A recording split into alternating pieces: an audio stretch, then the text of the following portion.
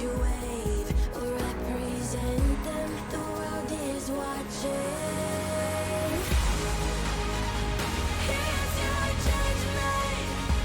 Here's your reckoning. Write your story down into history.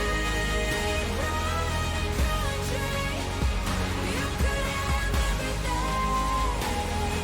So bring home the glory alive. Here's your judgment. Here's your reckoning. So go and bring home the glory alive.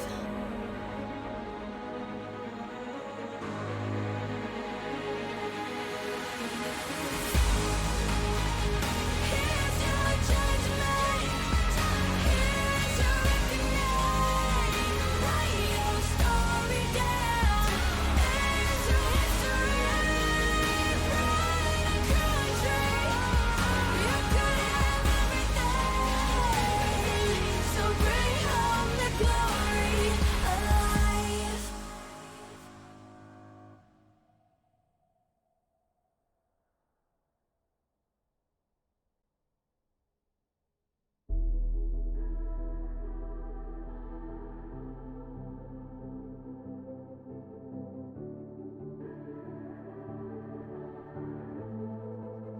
Legends never die when the world is calling you. Can you hear them screaming out your name? Legends never die, they become a part of you. Every time you bleed for reaching greatness, relentless, you survive. They never lose hope when everything's cold and the fighting's near. It's deep in their bones, they'll ride into smoke when the fire is fierce.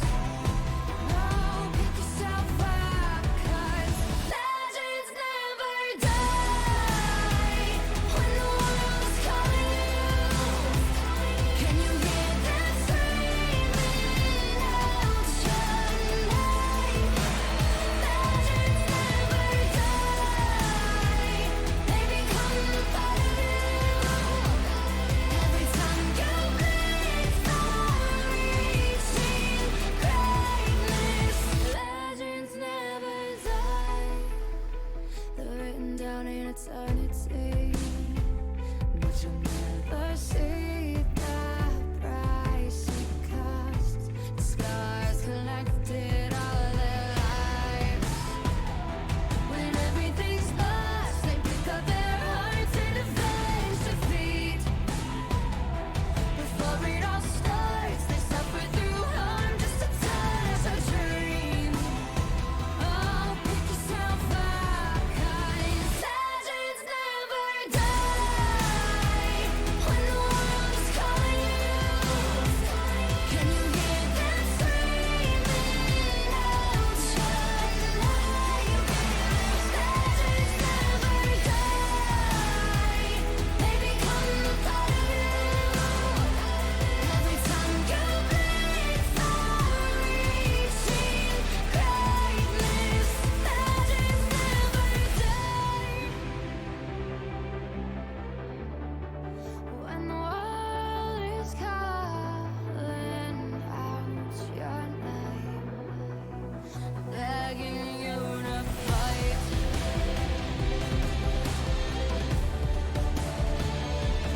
Pick yourself up once more. Pick yourself up, 'cause legends never die when the world is calling you. Can you hear them screaming out your name? Legends never die, they become a part of you. Every time you bleed for reaching greatness, legends never die. I knew you would do that.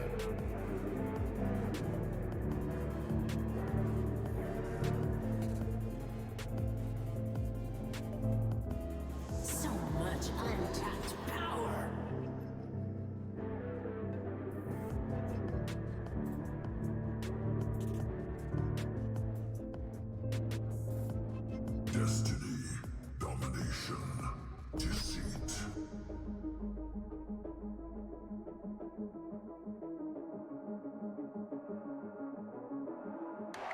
Welcome to the world, no heroes and villains. Welcome to the war, we've only begun. So pick up your weapon and face it. There's blood on the ground, go and take it. You get one shot to make it out alive. So higher and higher you chase it. It's deep in your bones, go and take it.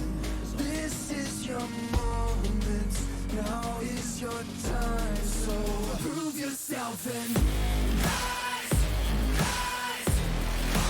Make them remember you. Rise,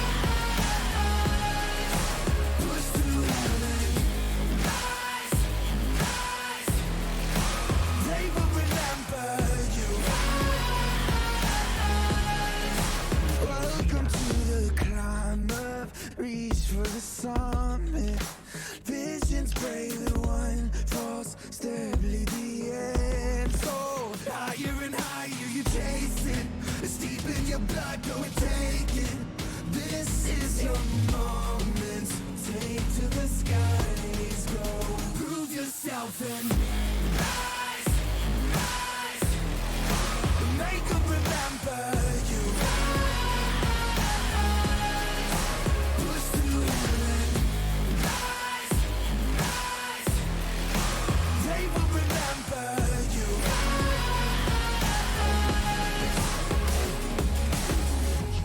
Water forgets the names of the drowned.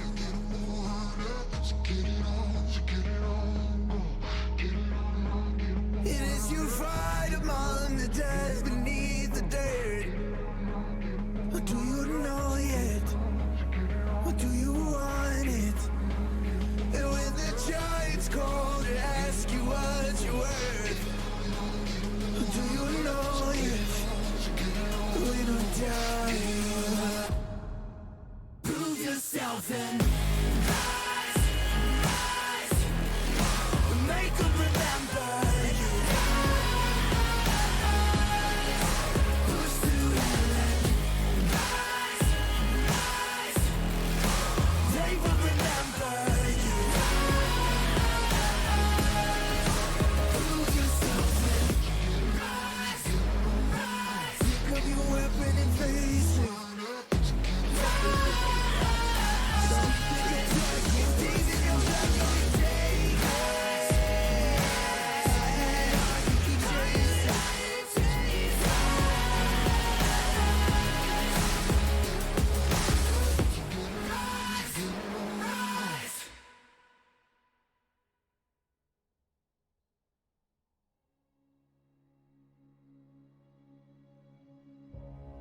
Nico is best decision.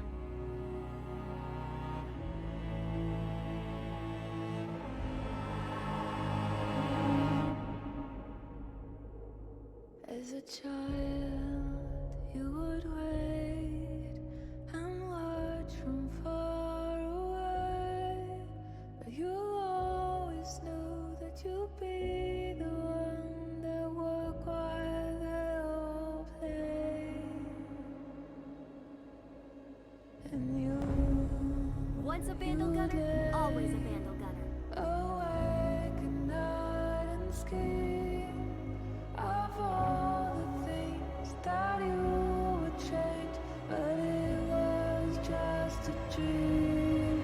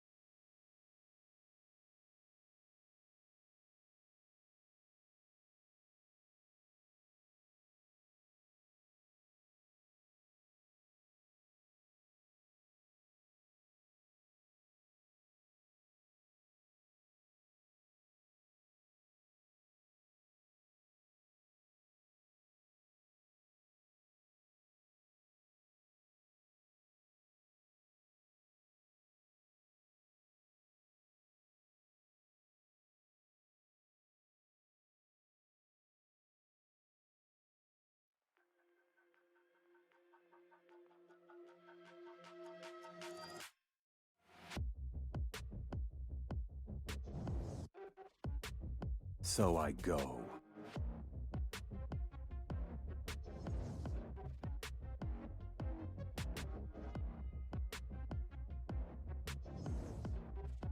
Impure fools.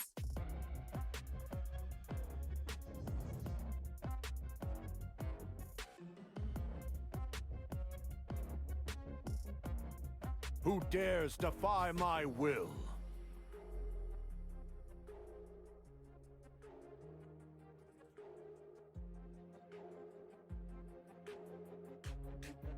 Inevitably.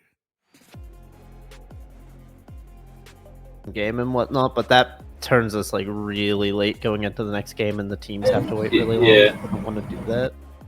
People fear what they cannot understand. Okay, I think it's working. Cool. None can escape me.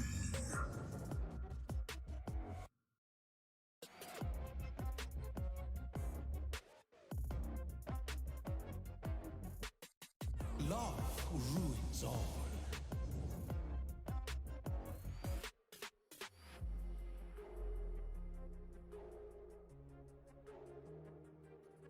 To the arena.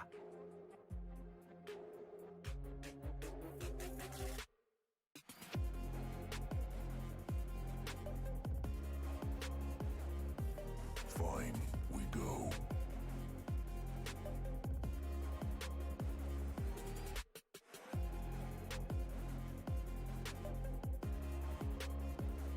Call me king, call me demon. Water forgets the names of the drowned.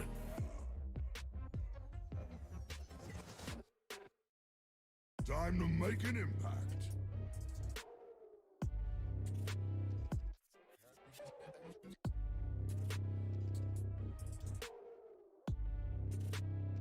Let's dance.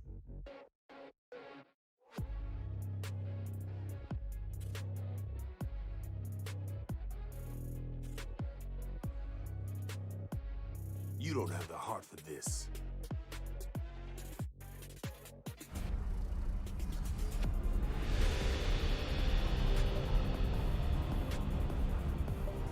They cannot handle Nico.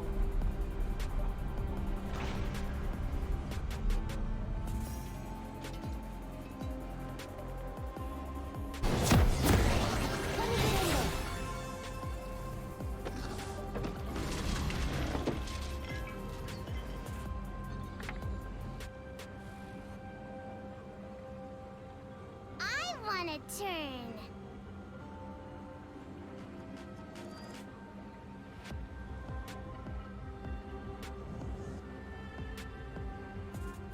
I can never resist an invitation to dance.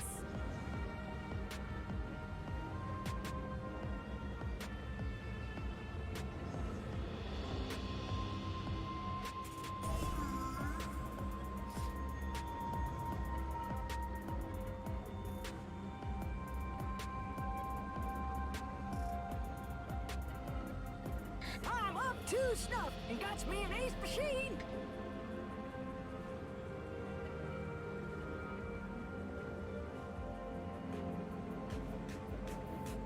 You will kill your enemies. That will be fun.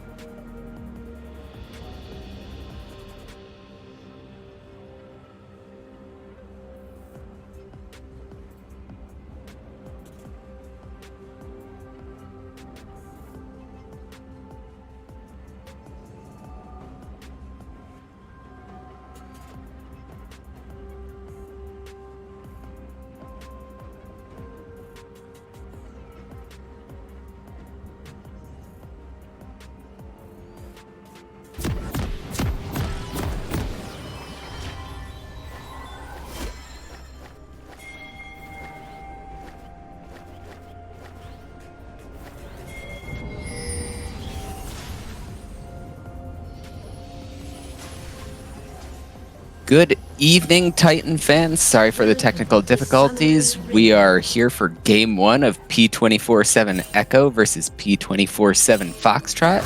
I am Shot Duck here with Django Ultimus, and we have level 1 action. Oh, he got slowed. Okay, Tongue Lash means the flash has to come out. And that's a really nice start for Echo. And a flash forced out by Foxtrot, so that's going to be 1 flash apiece.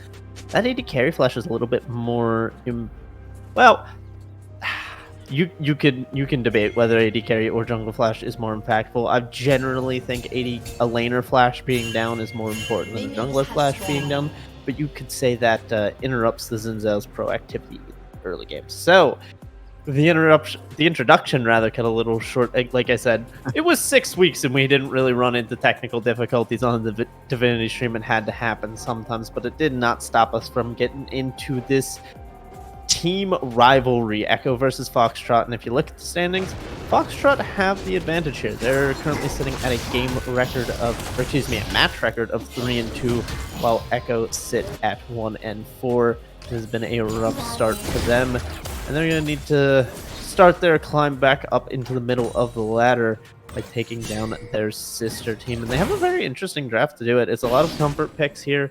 Combo OP going on that Kai'Sa. We got the Rune King in the jungle, which has been terrorizing competitive play. But meanwhile, Xin Zhao's still very, very prevalent in like solo queue and stuff, but he's fallen off in pro. So it's a bit of a wax and wane here with the comps, and I'm very, very I'm fascinated by it. I really am. I like the lovers duo in the bottom. Galio's support is something you don't get to see every now and again, and if it's a good Galio, he will amaze you with what this champion is able to do. So there's a lot of things to keep our eyes on here.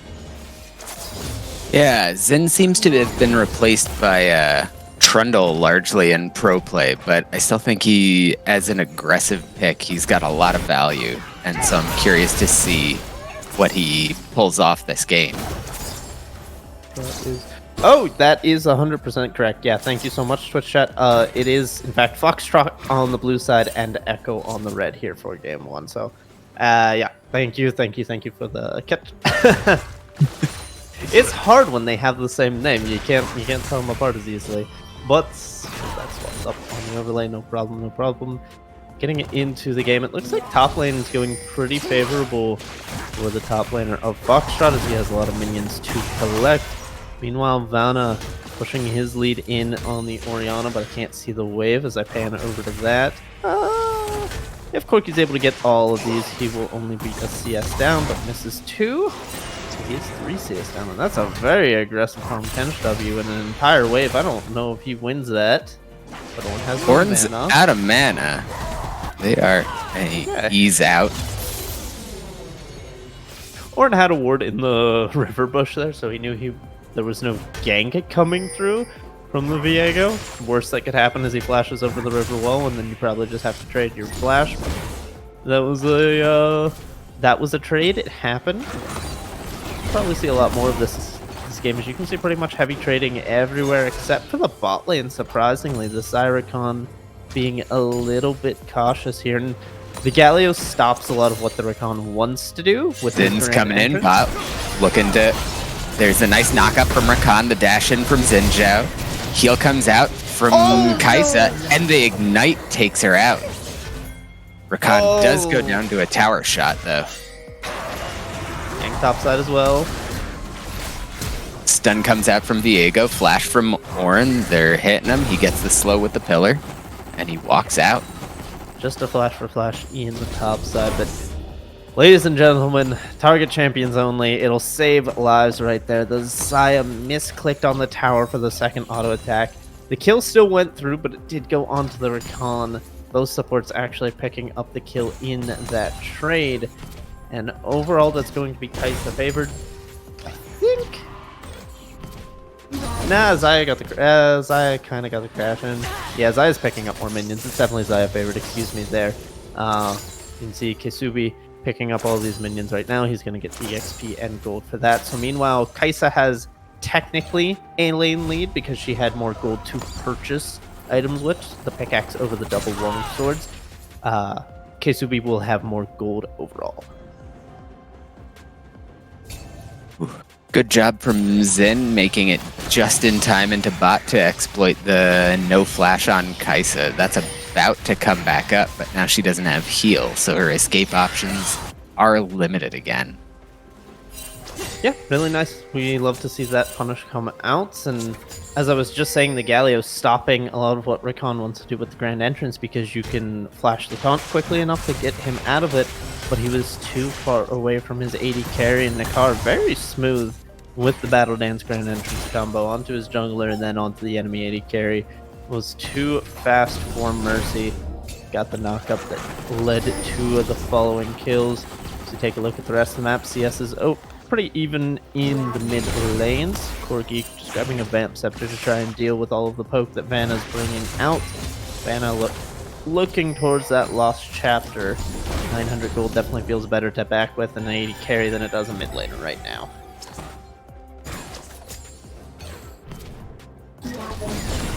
All in all, you got to keep your eyes on these junglers because they're kind of the powerhouses, at least compositionally wise, for these teams. The Zinzal and the Viego is where the action is going to be, and right now the action's in bot lane. Coming in bot. Zen gets the W on Viego, Rakan knocks him up, and Kasubi finishes him off. Nice collapse from the bot lane and actually the mid for red is Echo, right? Correct. Okay. It's hard to see. Or not coming out topside. Ooh. He gets devoured by Tom Kench. He has got a lot of health left, though. The Infernal Drake goes down. They are just walking away from each other top. Orioles. Corki gets the knock up. Or gets knocked up. Rakan. That was a bit scary. I thought Vanna might go for the flash over, but didn't have the ball on top of them to quickly reposition to get the damage down. At the end of the day, nothing too much going to come out, but Vanna still has a teleport advantage in the mid lane, down on mana right now, but Radal's also going to want to be searching for a recall fairly soon, having to expend a lot of mana and health for the roam that Nakar brought to his lane.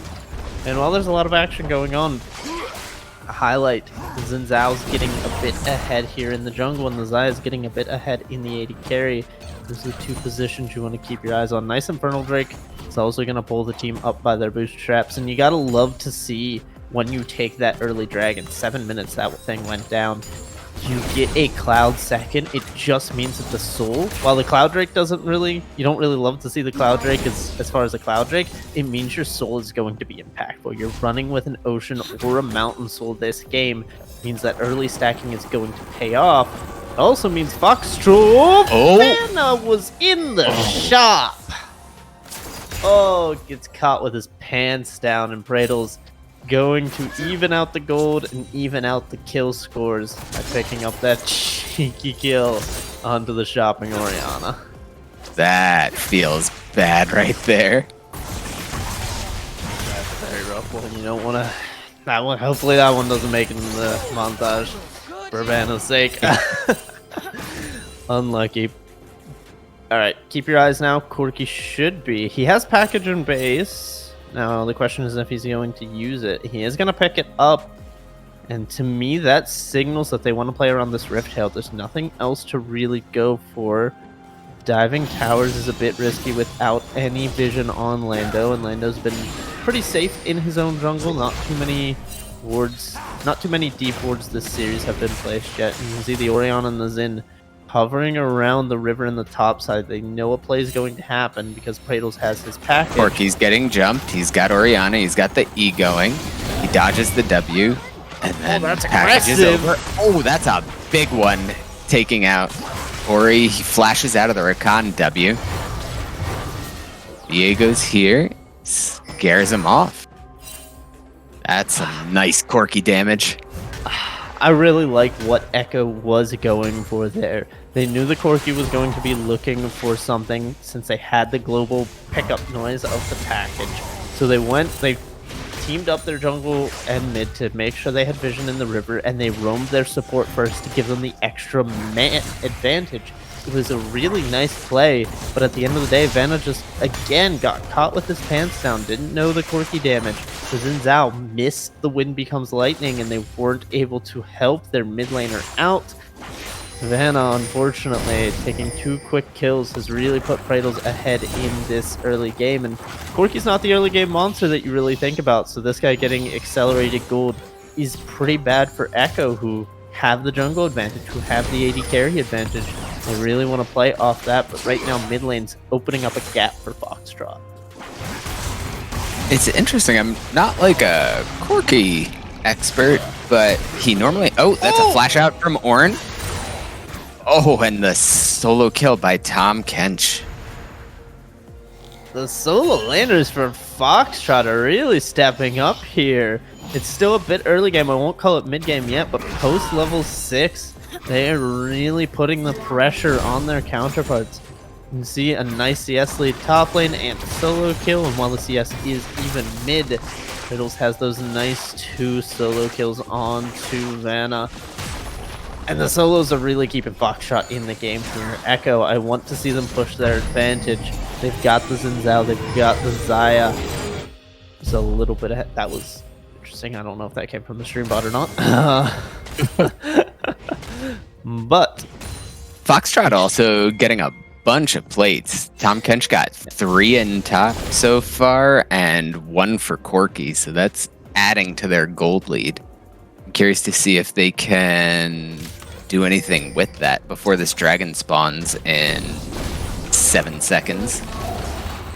I would have loved to see the Rift Herald drop topside, right, maybe like a minute 30 seconds before Dragon, enough time for Feint to walk to the bottom lane, but you can take an entire tower there.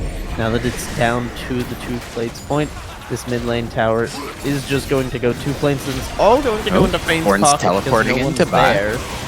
They want to fight, they They're want to looking for a fight. Dragons, but There's it's the gone. Ornn ult. He gets a 2-man knock-up on Corki. Here comes the Rakan ult. This is totally split. Orianna gets a good ult on 2. Zin's got Corki in the pit. Kai'Sa's there. Galio's there too. Kai'Sa goes down. Xin goes down. Now it's Galio with Rakan and Orianna. He's hiding in the bush, but they're both so low. I think Galio could do this. Oh, nice knockup. Ori gets the Galio in the end. Okay, that's a 3 for 3 at the end of things, but very importantly, Foxtrot grabbed the dragon. They're not going to allow Echo to just get that easy stacking soul winning condition. They dropped the Herald in the mid lane. It only grabbed 2 plates, and Echo was just late to the play. The TP came in, and Ornn teleported in just to watch the dragon go down. And while the fight didn't go horribly, I think it was pretty even. The Orianna got all 3 kills out of it, so that pretty much puts Vanna right back into the game.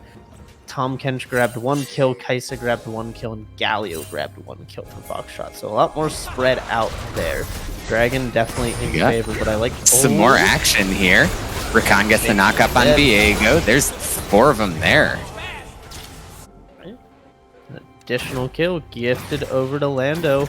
His first of the game was given all of his laners now, but wanted a little bit of piece of the action so he can get that gold render up and available. And Ornn, I don't know if he wants to trade too much more with Tahm Kench. Does have the mythic advantage up there, and has definitely been winning those 1v1. See how that lane plays out. I want to quickly shout out, because I have not been able to sing his praises enough. Nakar on this Rakan has looked extremely clean. This is looking like a very comfortable pick, and it's something that's becoming more and more prevalent in the metagame here in competitive play. He looks really good on this Rakan. I might have to see some bans away from this guy, because it is looking just smooth. Just watch his battle dances, watch his grand entrance. Very, very nice. Agree. It's been really, really fun to watch how he dives into these fights. Game coming so far. He's got the fancy feet without even boots yet. He's dodged so many skill shots and been able to move around so quickly without even having to purchase boots. Neither support actually has them, and only one AD carry has them. And the other AD carry cheated by taking the rune for them, so bot lane just protesting the 300 gold tax of boots this game. Interesting choice. I can't say I agree with it, but it is a choice nonetheless. So package again for Praetos in the mid lane. I don't love this pickup. You've got package. It's actually. Can I check? No, I can't check. It's gonna run out. Sad. Normally you can see, but I can't see here. And yeah, you've got. I mean, a Rift Herald in 30 seconds. You don't have another Drake for a minute and a half, and you can see as it fades, he doesn't actually do anything with it. Oh, here's so. a collapse in mid. They're diving without minions. Kench has the tower. Galio ult comes in. That's a full 5-stack.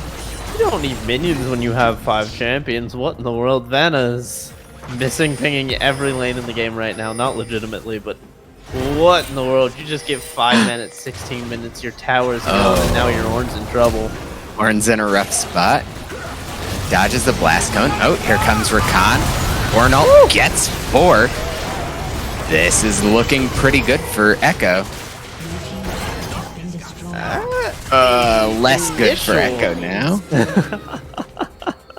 The initial wombo combo looked really good for Echo, but at the end of the day, it is a 4v5. Keisubi down in the bot lane gets an entire tower to himself, but his team decided to take the 4v5 and he got punished for it. Tumble he's probably just dead here.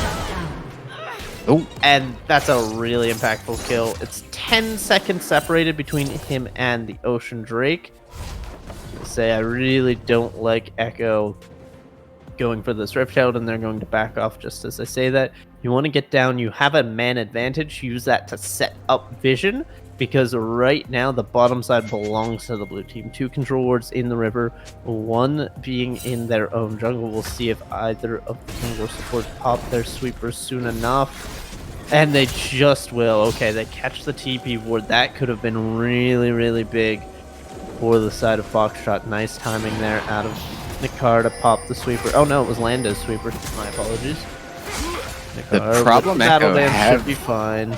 Yeah. Echo's got a problem right now that Keisubi is sitting on almost 2,000 gold. So they are probably should have based to spend that once. Yeah, basically he's sitting on 2k gold, and you subtract that down, they are pretty much just down that 2,000 gold. So it's going to take a wombo combo, but you don't have the Ori ult, you don't have the Xin ult, you don't have the Ornn ult. They're coming up in seconds, but you don't have those seconds. It's going to be a second dragon over, but do they want to fight? Nice Ornn ult. Zin's in the middle of them. There's Xayah ult cutting through everyone. Kai'Sa's trying to do it. That was 4 for none so far. For none. Nikar looking forward, but his team rather get the objectives. I think they can split this up, 1 person mid, 1 person top, maybe even 2 people top, and 2 or 3 on the Rift Herald. Get as much out of this as you can at top tower. Okay, they're actually going to try and go for the mid tower here, but I think Tahm Kench should be able to stop them as long as he doesn't. Oh, he gets rooted up. He should have just killed the minions there, but now he is at low HP, and Keisubi and Vanna should be able to take the tower, but I think they're worried. He saves the tower. Okay. See, that's why I prefer going top there, because I think there's no way that Tahm Kench could actually make it back. That's a respect flash, we call that in the business. Vanna having to expend that summoner spell to get away from the Tahm Kench, but Rift Herald was claimed to put that in the pocket of Lando, and you've got a very low mid lane tower that you can just use to knock that one out. I wouldn't mind to see that go down there at all. Can't save it long enough for an Ocean Dragon, sadly, so there's not a ton of value you can get unless you can grab an inner tower. Minder, I know everybody's been talking about it, but those towers now 800 gold, the biggest single tower you can get in terms of gold on the entire map. So those are worth crashing a Rift Herald for, but it's a topside play. Oh, there's an Ornn ult. Gets the knockup on Corki and Tahm Kench. There's another knockup. Corki gets eaten by Tahm Kench. Still got the shield from Shield Bow. He goes down to Xin. Rakan's here for the knockup. 500 gold to Ornn, I think that was. Tumble advancing a 1v1. Kai'Sa wants the heal from Xayah, saves her. Oh, gets out with 9 health after the assassination attempt from Tumble OP. Oh goodness, could not be clicking that Feather Storm fast enough. It's coming up in mere seconds. And had to expend both summoners. This is a very quick Baron without your AD carry. They take it so slow, but will anyone check is the question. They're trying to sneak it, but that's... Oh, There's it's a not TP very coming in sneaky. from It's Corky 5K. and They Kench. have to turn, they have to turn. They still don't have Zaya here. Corky's pumping out damage. Zin's in the middle. He's gonna go down. Kaisa gets the kill. Corky there. I think they just gave up the Baron. I think they did as well. 3 members go down. They fought without their AD carry, and Bradles with a beautiful teleport in and a package across 2. Secures his team the team fight victory and secures his team the Baron.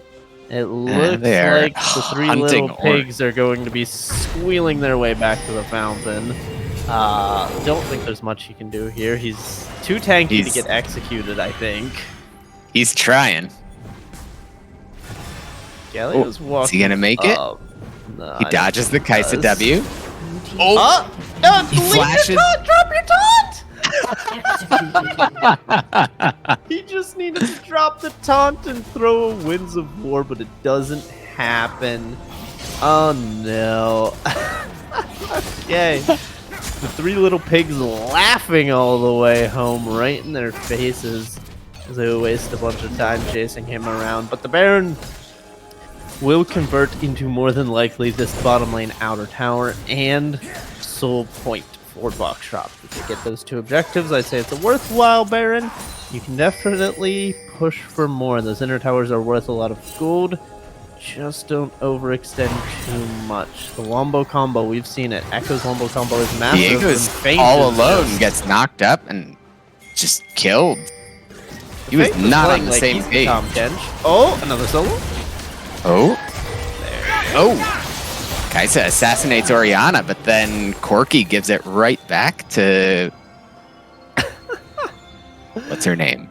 Oh no, Feint Zaya. gets picked and Ori gets picked and Corky gets picked, and now there's a man advantage for Echo. Now they're 3 Barons, or rather 2 Barons short, and they're not gonna get their Ocean Soul. And this is what I was talking about. You didn't need to play it that aggressively while you had the Baron buff, while you had the advantage. The gold was still pretty even. You weren't insurmountably ahead, and now you've given up a lot. You don't even get that single outer tower. You don't get your soul point, and suddenly Echo, who we thought had just thrown the entire game by the Baron, are right there in it. They're 500 gold up, which doesn't really mean much, but they've got an additional tower, and they have evened out the dragon scores. It's pretty much anyone's game, and this is a bit of a fiesta, not quite fiesta territory, but it is. There's a lot of individual mistakes, but there's a lot of good team play at the same time, which is an odd combination. Yeah, there's a lot of good coordination happening from Echo on these picks. The layering of CC has been really good. It's just been very random in how it happens. The fights are all over the place. Bit all over the place. Feint now with that Wit's End completed alongside the Divine Sunder. Maybe able to take a bit more, but there's certainly a lot of AD damage. That's Nornal. Here comes an Ornal. I'm not sure what he was looking for there. I think that was defensive because Viego had just stunned Rakan. Well, they're not going to have that for a little while. We're going to see if Foxtrot are able to utilize it here. Oh, I just realized his name is Rakan backwards.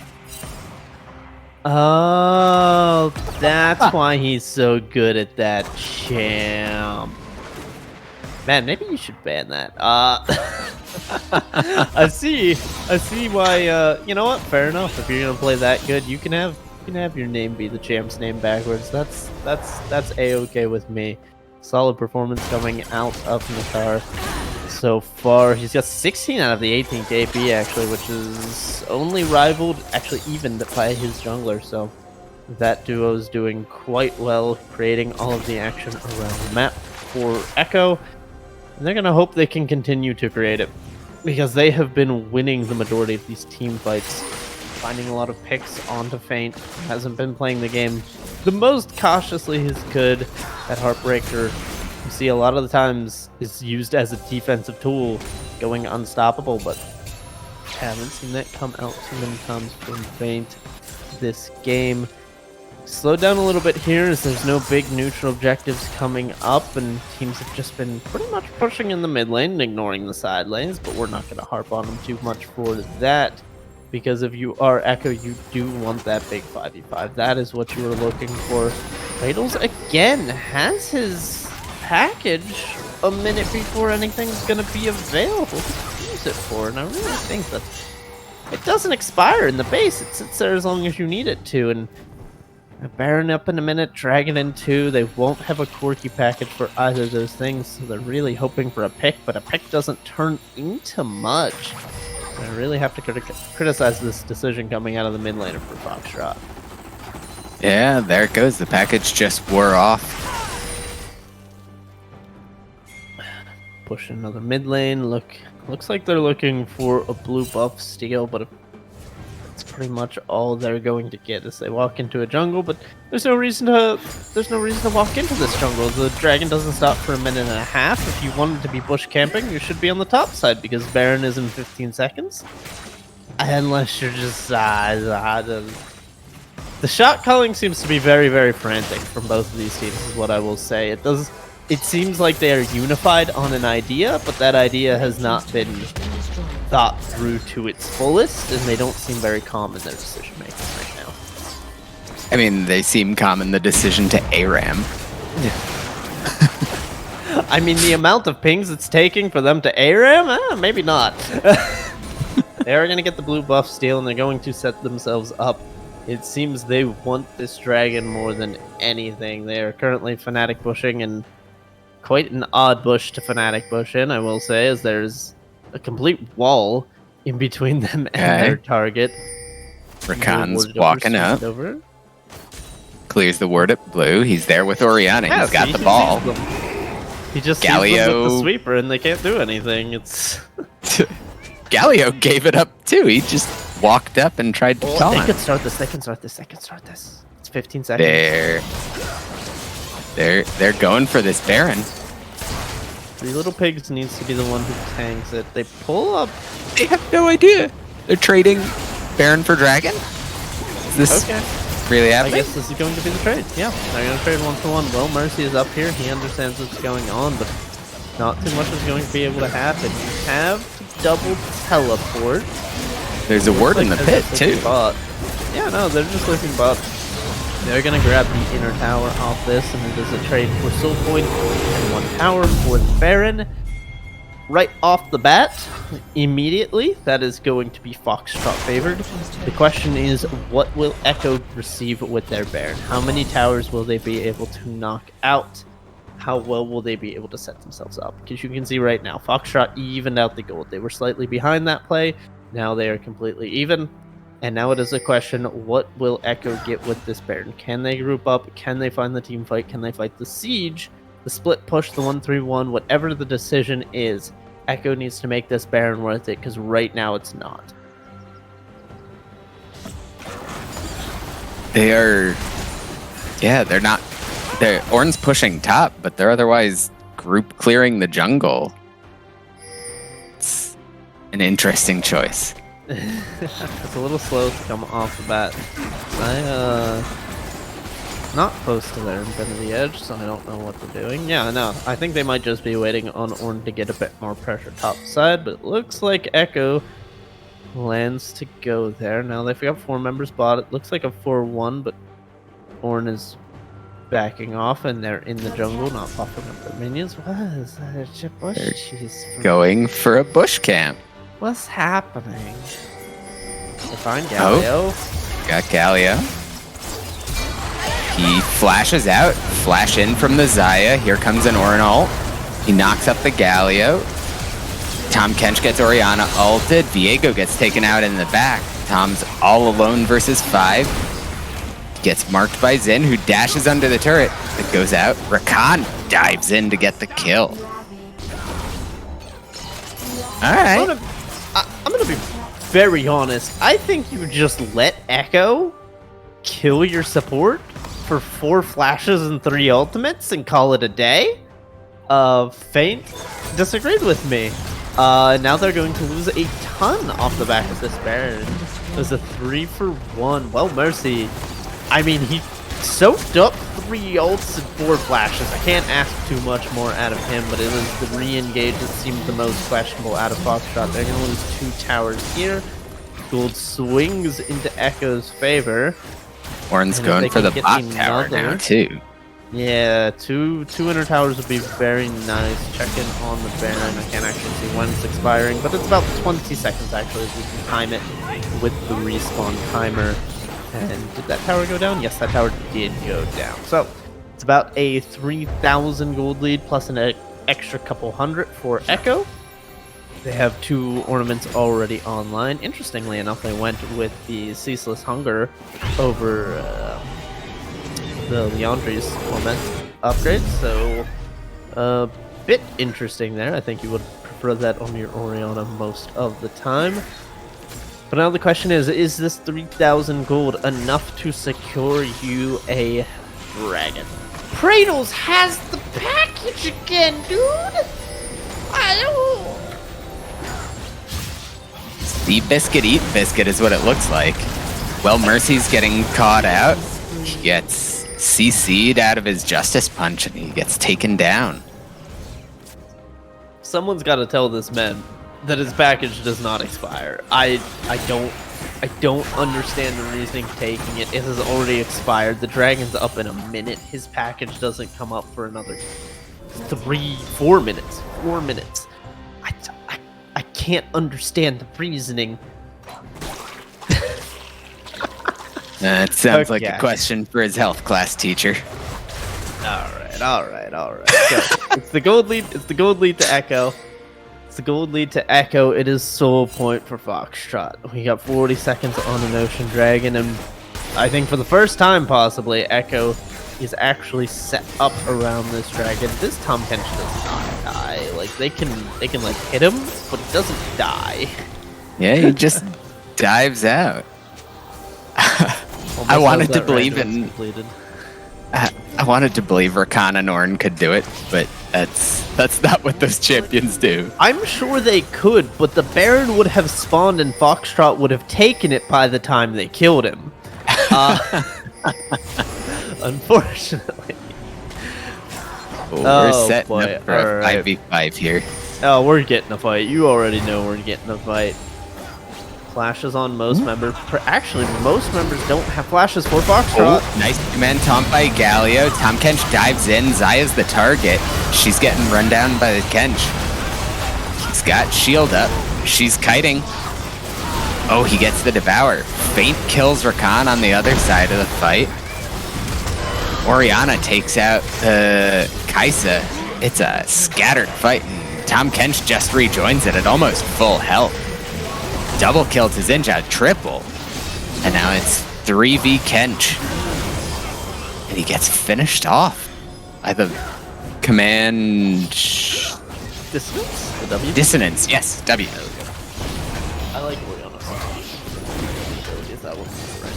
I apologize. That fight looked good for Foxtrot at the beginning. It really didn't look that bad. The AD carry was there, she was pressing the buttons. Sadly, the Tom Kench committed a lot of time to killing Keisubi. And while in most cases you would kill the enemy carry, and then you would win the team fight, the enemy carry is not Keisubi. The enemy carry is Lando. 8, 3, and 16, Gore Drinker, Sterix, and Essence Reaver. This is the guy you have to kill if you want to win the team fight, and oh boy is it hard to kill him. Corki and Kaisa have to get in close to deal damage.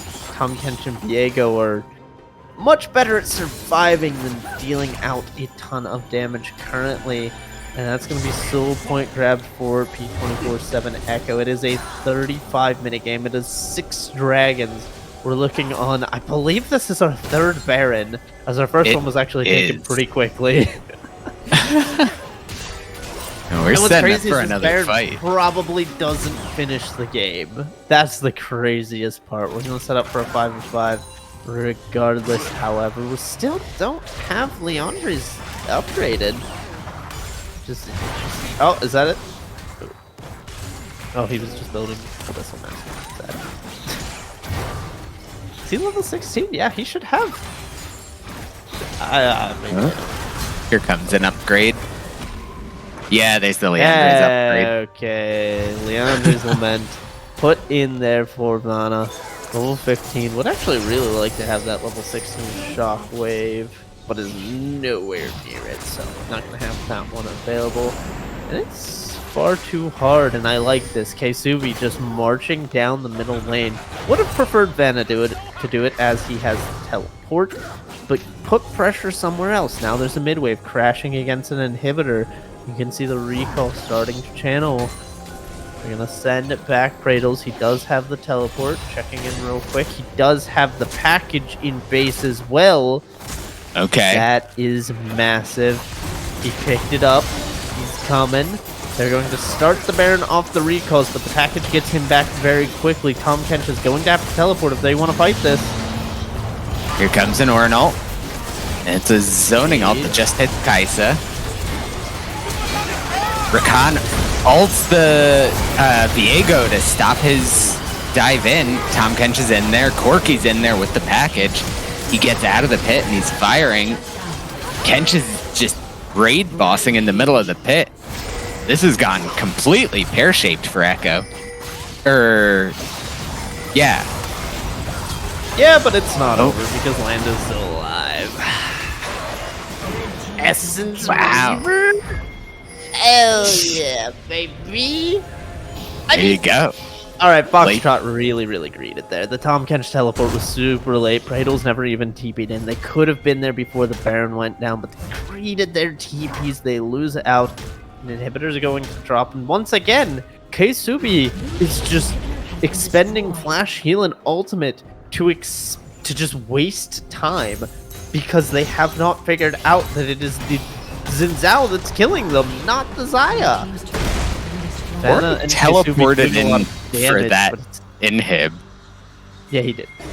He grabbed the one inhib there. I think it is what it is. He grabbed his tower as well on the bottom side. It's currently a 7,006.5 rather gold lead for Echo, and they're looking poised here. And once again, with these sister teams matching, last time it was Pearl who took the upset over Amethyst, upset in terms of standings, and right now Echo's about to do the same. 1-4 has been their opening 5 weeks against Foxtrot's 3-2, but they are showing that when you play a team that you just know so well, that you've scrimmed, that you are very familiar with, there is just another level of the game, and you can never expect it to go the way that standings would have you believe. Echo punching above their weight right now. They've got a nice 14 kill advantage. They're sitting on soul point, but so is their opposition. Foxtrot can easily come back into this game. They have Viego, one of the most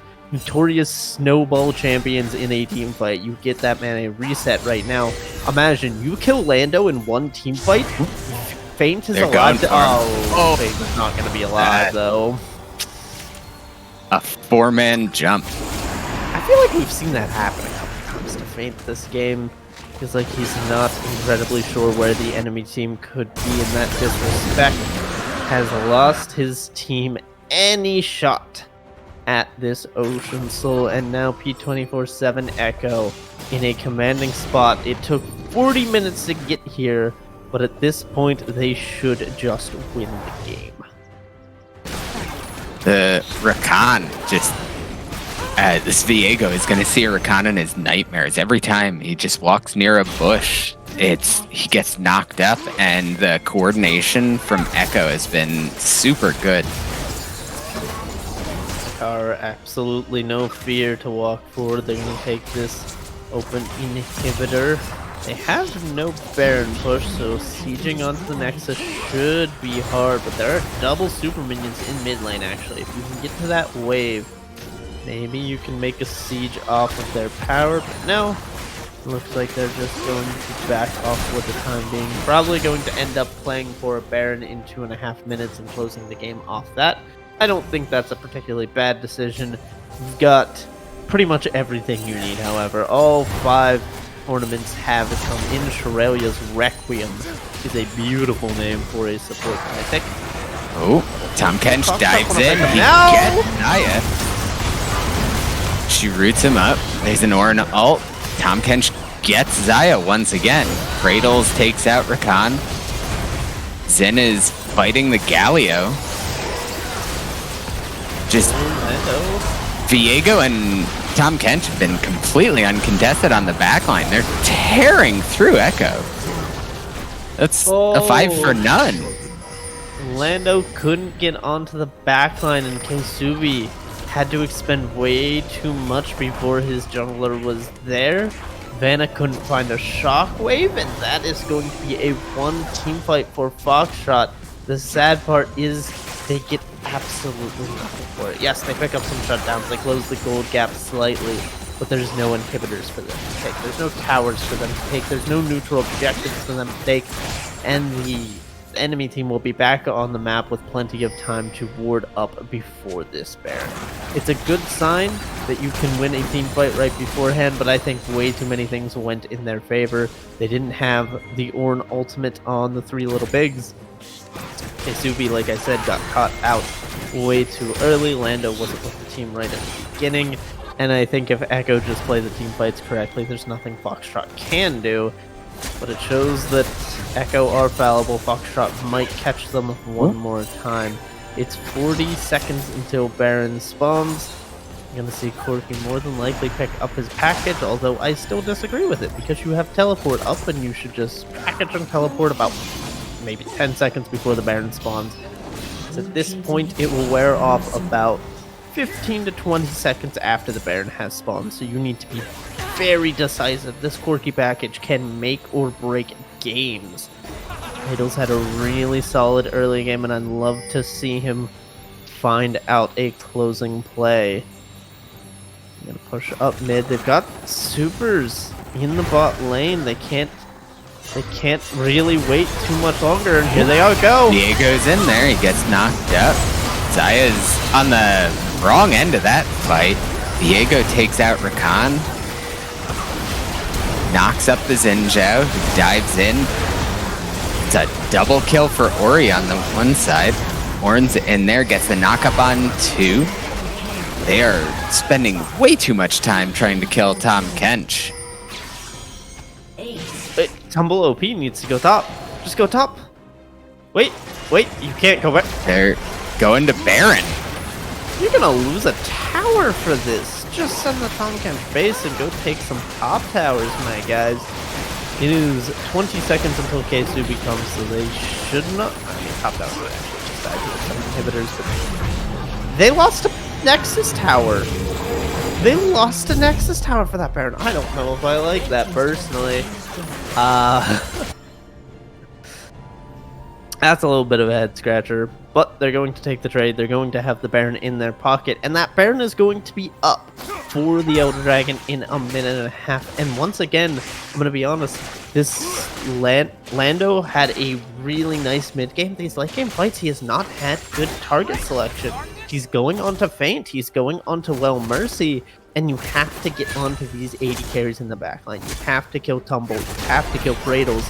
Is if these 80 carries are left to Free Fire, it will just do more damage than Vanda and Keisubi. Yes, Keisubi can probably rival one of them, but 80 carries in the late game shine because of their consistent damage from their auto attacks. Vanna has to wait 4 seconds in between burst spells, and she's got one good shockwave. Reminder, Ocean Soul is still with Echo. Red team still has the soul advantage. It's 30 seconds here till the Baron spawns. We're not going to have Praedel's Corki package here coming into this fight, so that's also something you can keep an eye on. There's no inhibitors down for either team. Blue one will be respawning. You can see there's already no super minions. Lando stepping forward. Nakar very, very tanky with this Rakan build, actually. Very deceptively so, but can step forward, find feint. The wards are coming down 10 seconds on the Elder Dragon. You have to assume this is the fight that seals the deal. Members of both teams have been so scared to use their teleports. There's no one looking mid, but the Elder Dragon has been started. Half health. Here comes the Ornn ult. Zin dives in. Galio's the only one who gets knocked out. Zin steals the Elder. And now it's just about cleaning it up. Tom Kench gets knocked out of his W. They just clean that up. And the fight was pretty well won before the Elder Drag come down. I gotta say, we were all focused on the smite. We were all focused on the dragon. So I will shout out Vanna with a massive shockwave and Nakar with a massive ultimate there. Really sealed the deal before the Elder Dragon even went down. It was honestly almost an icing on a cake. I'm not sure if Foxtrot could have won even if they had secured the dragon. It was a 46-minute slogfest, but Echo upsets their sister team Foxtrot here in game 1 of this best of 3. Oof. I'm also out of words, Shot Dog. I think that Elder Steal I mean, obviously, shock, they got the Elder, so they won the fight. I think the fight would have been more even if it hadn't been for the Elder. But yeah, this deal keeps getting worse all the time. Lando came in like you find Darth Vader sitting behind that door and just closes out.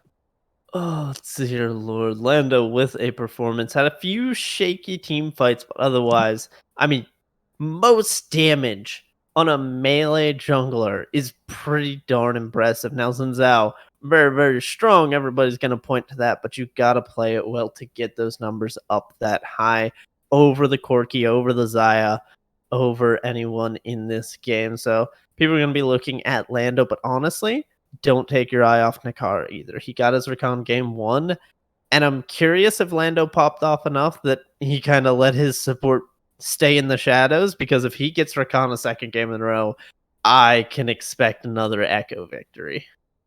Yeah, 3, 6, and 30. I would like to watch more Rakan gameplay. That was pretty exciting. I'm just pretty sure Foxtrot doesn't. I can agree with you. Foxtrot might disagree, but we've got to get back into picks and bans for game 2. We're going to go on a little bit of a break before that happens, but now that our audio issues have been fixed, we will be back to cast that pick and ban, so don't go anywhere. Echo up 1-0 over their sister team. Can Foxtrot break the curse of losing to the lower seeded sister team, or will Echo close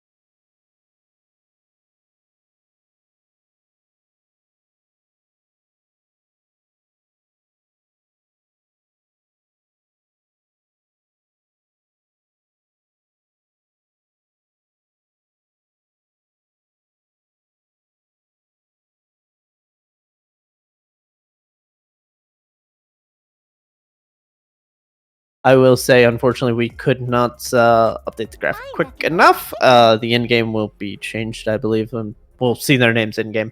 But it is for the side of P24/7 Echo. Believe it is. Hopefully, I remember these correctly from the from the lobby, but I believe it's Wash Cycle in the top lane. We're still gonna have Lando in the jungle. Going to sub in. It's Leader Fanboy, but it's Kopek, I believe, in game. Subi. Apparently, you don't pronounce the K. I'm honestly a little bit disappointed. I apologize if I messed that up. And Nakar also going to get subbed out here for Varys Dravniera. Yes, and I believe on the other side, the only change we're going to see is Anex in for Well Mercy. So support change for Foxtrot, and it's going to be a support mid and a top change for Echo. All on paper subs, so whether it's a split time, whether it's a time constraint, whether it's shaking up your opponent's draft here going into game 2, we're in a very early pick for Orlando, and you know what? He likes to scrap, he likes to get in your face on that Zinzao. Looks like he's going to do the same thing with the Trundle, but Foxtrot switching it up pretty immediately. Lucian Nami, R1, R2. All right. I'm hoping for this Nami to go mid. We've all seen the clips. We've all seen the stream. I want a Nami mid lane. Give it to me, Foxtrot. I don't think Pradles is the guy to go Nami mid lane, sadly. But for those unaware, because I don't think it has been gaining too much traction in the solo queue department, but the Lucian changes are live. His ult kind of stinks now, but he gets more damage with enchanters. The easiest way I can explain it is anything that would proc Airy gives him more damage on the first shot of his double taps. He can store, I think, up to 4 of those. Right. So the Nami E, the Nami W is going to proc that additional damage on Lucian. And I personally have experimented with it. I find it has a very good pairing with Sona, because just about everything in Sona's kit can proc Ares, so it gives a ton of stacks to Lucian.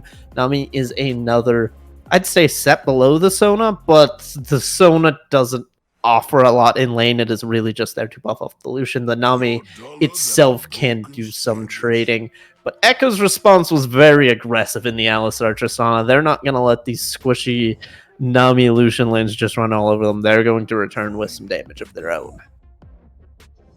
So it's interesting that they banned Caitlyn, because that makes it seem like they think the Lucian is going mid. Which isn't what Riot wants. It could. Pradles is, we saw him on the Corki. He does play some AD carries in the mid game, in the mid lane rather. So Pradles could take the Lucian mid, but I just have a feeling when you pick it 1-2 with a Nami, that really sent bot lane vibes straight to me. The pick that's really standing out to me is the singular tank Ornn into the Trundle. You didn't see what the Earth pick was. Earth is Azir, I believe. Okay, so it is going to be the Lucian bot, and Azir will be the mid laner for Bradles. And all along, that Lucian was going into the bot lane. Could have been a flex as well. We'll give the benefit of the doubt that it could have been a flex, but I'm on the Lucian bot hype train, and by hype train I mean I think it's viable. I think it's good. I think if you're good enough at Lucian, you can pull that one back out with a support who's going to play an enchanter with you. I think it's much, much better if you play with a duo. And Tumble OP, gonna bring in the Subnax to play this 2-man bot lane. I assume they have some practice on this, but Alistar Tristan is pretty hard to play into, so we're gonna keep our eye on bot lane, see if it gets pretty hard. I think the other thing we need to watch is the lane in the mid lane, because Pradle's got those 2 early solo kills on an unsuspecting mid laner. We're going to see if Kopek can come in and do anything differently. And the Ornn's going to be on the other foot is another interesting note from game 1. It's definitely up to Echo to be the aggressors here. They got... I've seen people say Shen is a counter to Ornn. I think played right, Shen does win that matchup pretty hardly. But with the Tristana Alistar, the Trundle, they want to be aggressive early, and even Victor wants to be part of early aggression, even though he's not super impactful with early aggression. But he needs to get those stacks to get his upgrades as quickly as he can. Soldiers, onward! Absolutely. We are going to get into game here. And I agree. I agree pretty heavily. The aggression is on Echo's foot. They have the game up in the series. We're going to get the overlay fixed up there. I do believe Echo's on the blue side, and they have the game up, if I'm mistaken in that. Someone from chat will be sure to generously let me know. We're going to have a Cloud Drake here first, Drake, so we'll see if the priority drops on that. But I'm going to keep my eyes on the bot lane here. We got a Lucian with a refillable longsword here, so really playing towards the economy. Gotta love the top lane. Being nice to each other. No one's gonna throw in a cheeky auto attack, just a couple taunts back and forth. Gotta love those lads. Bot lane not being so passive. Kindred going for a deep ward. Just walks up and kind of gets it. I think Tumbo OP should have invested in exhaust there. If he slows the movement speed of that Victor, they can just go ahead and burn the flash out of the mid laner right away. And it's actually so... Yeah, they could have burned double summoners off the mid laner. I think that would have been exceptional for the exhaust here. And I've got to say, I really love the exhaust as well. Exhaust into Tristana is horribly oppressive, because as soon as you jump in, that exhaust comes down, your attack speed slows, your damage goes down. It's a very, very rough time. Actually, I'm trolling. It doesn't reduce attack speed anymore. That was an old exhaust thing. Now it is just damage and move speed. I'm an old man. I remember the old things too much sometimes. But the exhaust is still good in Tristana nonetheless, and it allows Nax to grab the ignite and keep the lane aggressive. See, there's actually a ton of trading in bot lane because the Alistar is level 1, and Alistar's not really a champion until he gets that level 2 combo. It's going to be pushed off the wave until then, and very good of Nax and Tumble to use this advantage that they have. We're going to see if they're able to keep that up, or once the levels come into Zubi and Varus' favor, they find a quick spot. So basically, the Shen Ornn matchup is really cool. This Tumble gets a quick level 2. Oh! The heal comes out from Tristana, flashes in, the bomb explodes, exhaust comes out. Trist wants it. Alright. Now the Nami's the target. Lucian dashes in, gets the kill with the PTA proc on Tristana. I think it was completely accidental, but I'm going to give credit.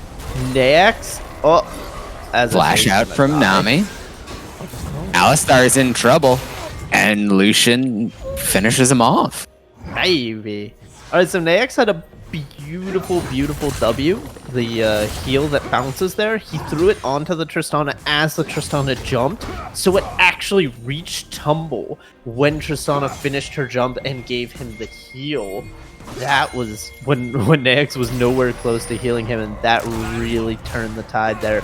Now Tumble with 2 early kills in the economy on this refillable potion and longsword start is going to be really hard for Tristana to deal with. Now, Alistar Trist still have burst. They still have everything they used to have, but they are down summoners.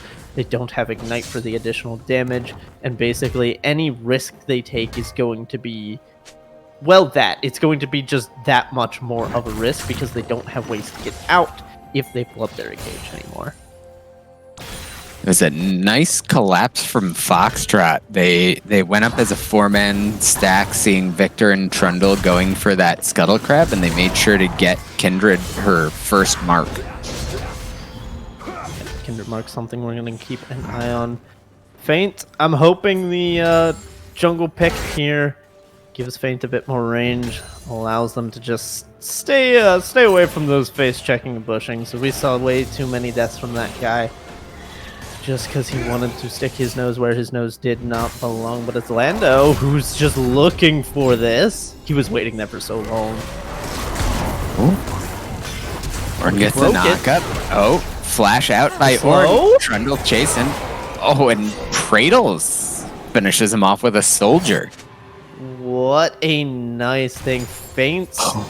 Oh, Feints E there really stopped Lando right in his tracks, not able to get the kill. That was such an intelligent wait there. But the Ornn E breaking the pillar onto the Scuttle Crab movement speed that was just decaying. What a wonderful, wonderful play that works out just well for Foxtrot. That's got to stink if you're Echo, because, man, that was your way back into the game. You get your jungler who was popping off last game an early kill. That was going to be your way in, but it does not happen. Nax needs to be very careful. Okay. Well, standing next to the wall is super, super dangerous because you can extend the Alistar CC by not making him EQ. Oh, okay. Kindred ganks in mid, and Victor flashes out.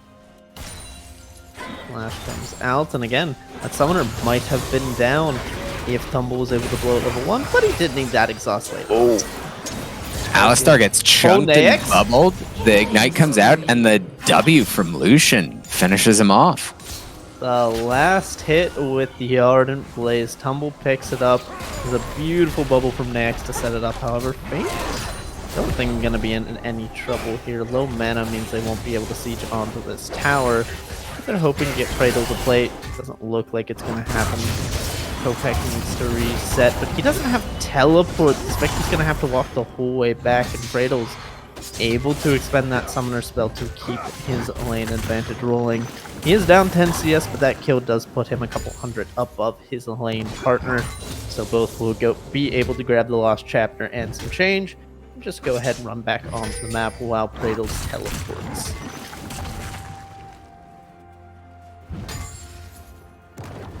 Wash cycle as well, having the, or on the opposite side, I should say, having the summoner advantage has not, or both top, oh my goodness, both top laners have teleport, but Wash cycle has an additional global. Holy moly, that was really hard to say for some reason. I ass backwards that all over the place. Shen has two ways to get to the bot lane, and the bot lane is where the action is at. Tumble and Nax doing fantastically here. Nax, definitely the one that needs to be a bit more careful. Flash is up for the Nami, but she does need to be much more mindful of where she steps. She's the squisher of the two in lane. She's going to be the target if Alistar and Tristana want to go in. If Varus and Subi want to try and flip the script, but it's Feint and it's Cradles playing around. Actually, both junglers are here, but they don't know it. Kindred sneaking this dragon. They're gonna feel real silly when that notification pops up if they don't check this. Oh, Lando's pinging it now, but there's no. Oh, that's so sad. You can see Lando took a double back there at the pit. Like, wait, what? He even pinged it. Quick sneak. Oh, Feint gets a quick sneak, and what's big is that was a mark as well, I believe. No, the mark's on Grom right now. Okay. What did I look? What did I see? Maybe it was just a word in a weird place, but yeah, no, early Drake, really nice. Another pick up a little bit later here. Oh, Lucian ult, chunking out the Alistar. He flashes away from the bubble. Lucian's still diving in. Just so much damage. Flashes forward to kill the Alistar. Wanted the kill there, expended the flash and heal down. Varus and Subi. Now Subi marked. And I think Subi's just going to walk away from the tower because he got marks, thinks the dive is coming, but Kindred's not actually here. Oh, there's a Shen ult onto the Tristana. Oh, gonna get this big shutdown on Lucian with the tower shots and the explosion from the bomb. Good start there from Nax to start the tower dive and then just walk out the other way. Well played from her. And the Q at the end looked a little troll, but it actually gives movement speed if it landed on Lucian. Pretty sure that's what she was going for. But Tumble is going to take his first death, give over a shutdown to Subi, but he's 30 CS up. The Lucian has 5 kills to the Tristana's 1. And he crashed an entire wave that Subi didn't get to pick up. So that's a pretty rough bot lane overall. We can see Feint grabbing that top lane objective, and it is Foxtrot are really putting the pedal to the metal here, game 2. Yeah, we're at 3,000 gold difference at 10 minutes. It's entirely this bot lane. The Lucian. Whoa, Blast Cone's on top of the Alistar. And yeah. Yeah. Yeah. Tumble was feeling himself, but very sadly got slapped into the ground. Ferris not hesitating whatsoever. I think that's just really risky to just walk into, even if you're not blast coning in, but walking into the river that you have no vision of when your jungler's topside, when your top laner can't TP, when your mid laner didn't have the push yet. That was just a little bit too cocky for Tumble's good. Still has a good advantage, but that neutralized a fair amount of it, dying 2 times in a row and losing a fair bit of CS. Faint still holding on to this Rift Herald, has plenty of time on it as well, so could expend it at the same time the Ocean Drake's coming up. Look to go ahead and stack those dragons, and like I said last game, when a cloud is one of the first 2 dragons in the game, you know you're getting an impactful soul, so stacking early feels good, but they're gonna drop it here right now, a minute and a half before the dragon, just to get some blades. A little bit ineffective, but at least Praetors will be... Praetors wasn't close enough. Faint got. Oh. Faint got 320 gold from the 2 blades. Unlucky. The Herald plates have not been well communicated from either side here, I feel. Nonetheless, they're looking for the Trundle's in a trap. bad spot. Gets Azir ulted over the wall, and Faint finishes him off. Subjugate was not enough healing to keep Lando alive, and that's kind of the danger here when you go for this squishy build. Divine Sunder with a Tiamat on the side. You don't have any HP yet. You haven't built the Kindle Gem even for the Divine Sunder, so a very, very squishy target is Lando. Oh, here comes a diving bot. Kindred ult comes in, Lucian ult comes in. Kindred's super low. Gets finished off by Kopak, who flashes forward with the ult with the laser. Nami's in trouble. Washed Cycle shows up with the Shen ult. Next, gonna go down there, sadly. Faint as well. Faint not able to get that kill onto the Tristana. I do believe the Tristana was still marked. Might be incorrect on that now. Kopak was actually marked. They switched that off the Tristana when we couldn't see. But nonetheless, very sad he wasn't able to get that kill. Stand United coming in time. But that's just kind of the name of the game when you've got to play against the Shen. Tumble and Nax have to be aware of when that could come in. We're actually going to see an Imperial Mandate come out, which I don't think is a bad item, nor do I think it's bad on Nami. I have very much preferred going towards... Oh, I will finish 5 points later. Oh, Trundle's getting hit. Here's an Ornn Nice coming in. Everyone's dead before Ornn shows up. That was just 5 people from Foxtrot. Yeah, they want their dragons. Echo thought they could sneak that one away, but not going to happen. Foxtrot get 2 quick kills, and they grab the second dragon. Infernal's gonna be our Rift and our Soul. Nami gets jumped on by Trist. She gets a nice bubble. Ults. Lucian flashes in, and Tristana just jumps away. Oh, Tumble's looking Lucian for the dive, is though. feeling himself. Yeah. That was some damage. Yeah, Tumble definitely does a ton of damage. And the Imperial Mandate helping out with that damage. But that's all the Mandate does. I really have liked going Moonstone with the Lucian, as the Moonstone procs the passive, I do believe. If I'm incorrect on that, I apologize, but I do believe the Moonstone procs the passive, so you get the healing from the Moonstone plus the additional damage from the Lucian passive. That is my typical choice, but next, gonna go for a much more aggressive. Has the Ignite on the Nami 0, 1, and 8. She is doing wonders here. I'm going to keep an eye on the amount of damage this Mandate deals, however, because Nami has a ton of great ways to proc it. And Mandate's in a spot where I don't think a lot of people are building it, and I think it can be more situationally bought. So this will be a good test for me. Watch a good Nami player go ahead and show me how well utilized this item can be, because I think it's a bit underutilized currently. Yeah, I think the thought process goes as far as, does it provide more damage? Yes.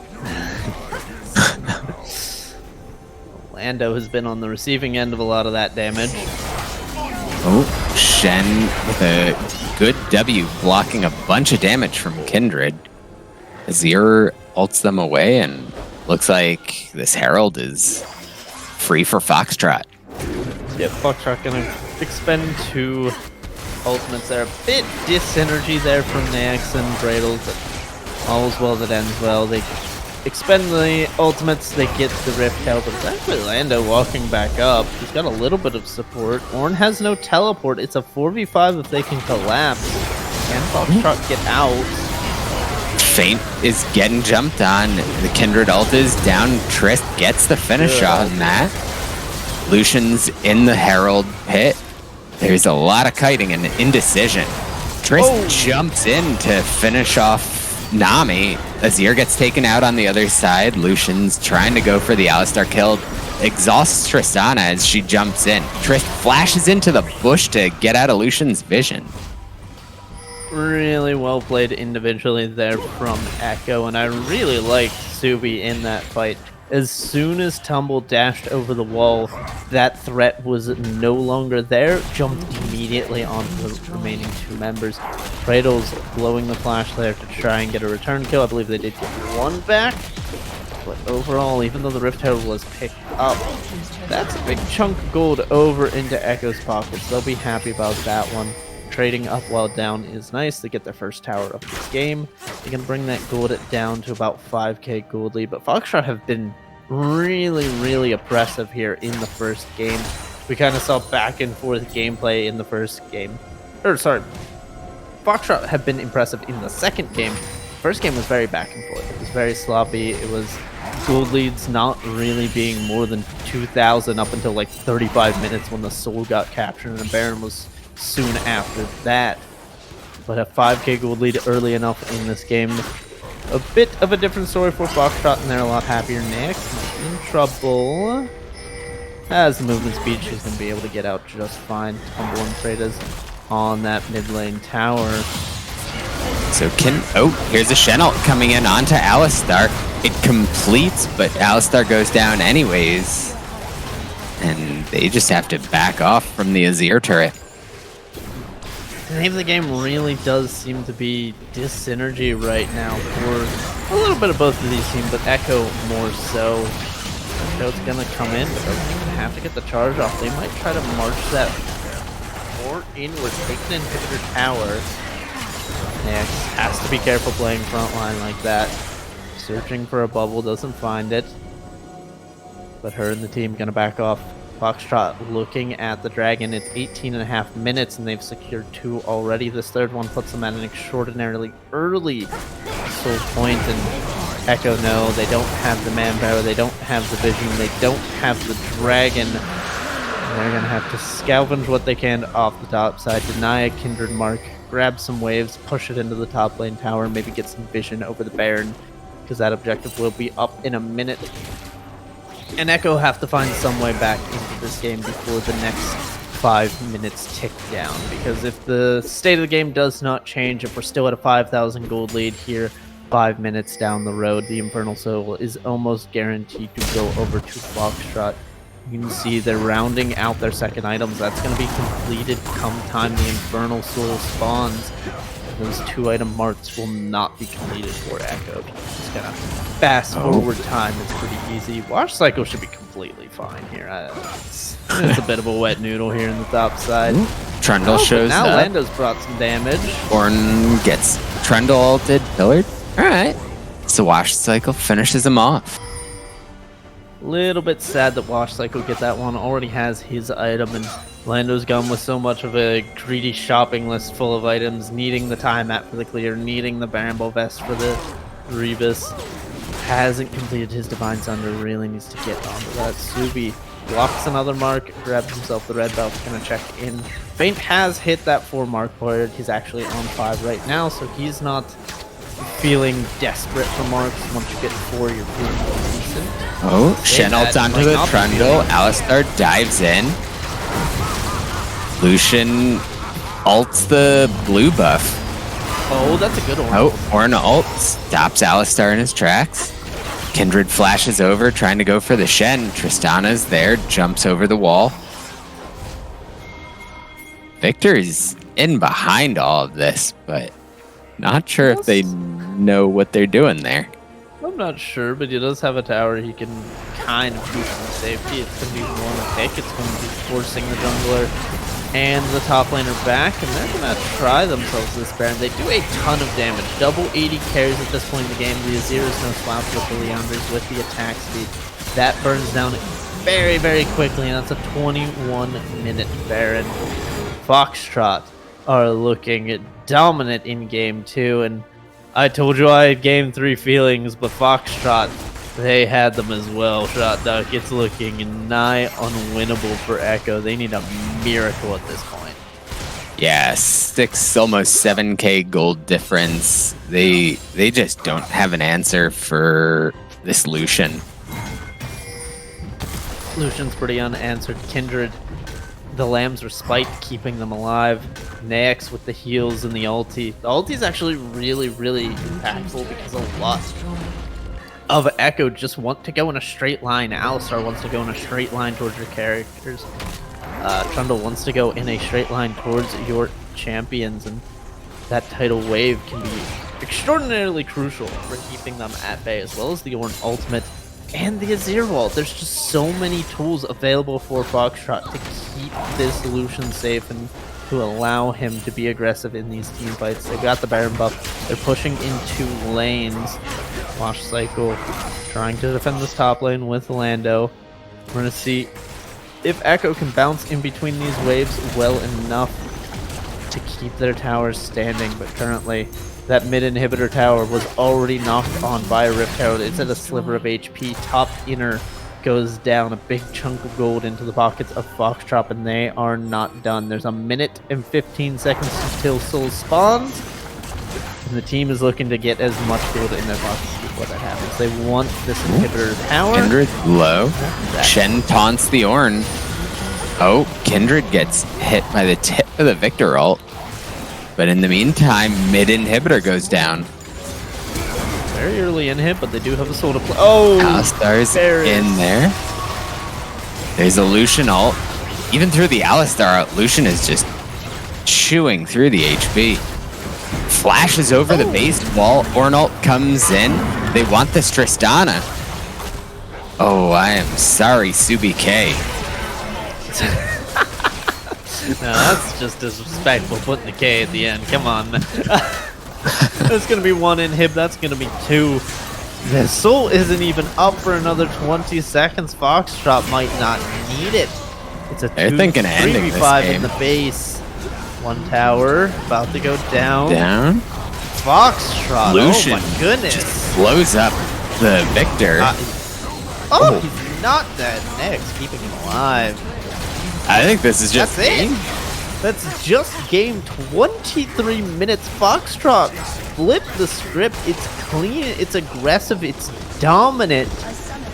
And we have a series on our hand. We're going to be going to game 3 for the P24/7 grudge match. Echo took a grueling game 1 victory. 46 minutes back and forth.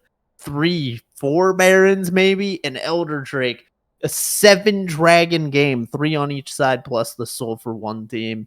Meanwhile, Foxtrot just come in game 2 with their 1 substitution, and they smash 24 minutes rather.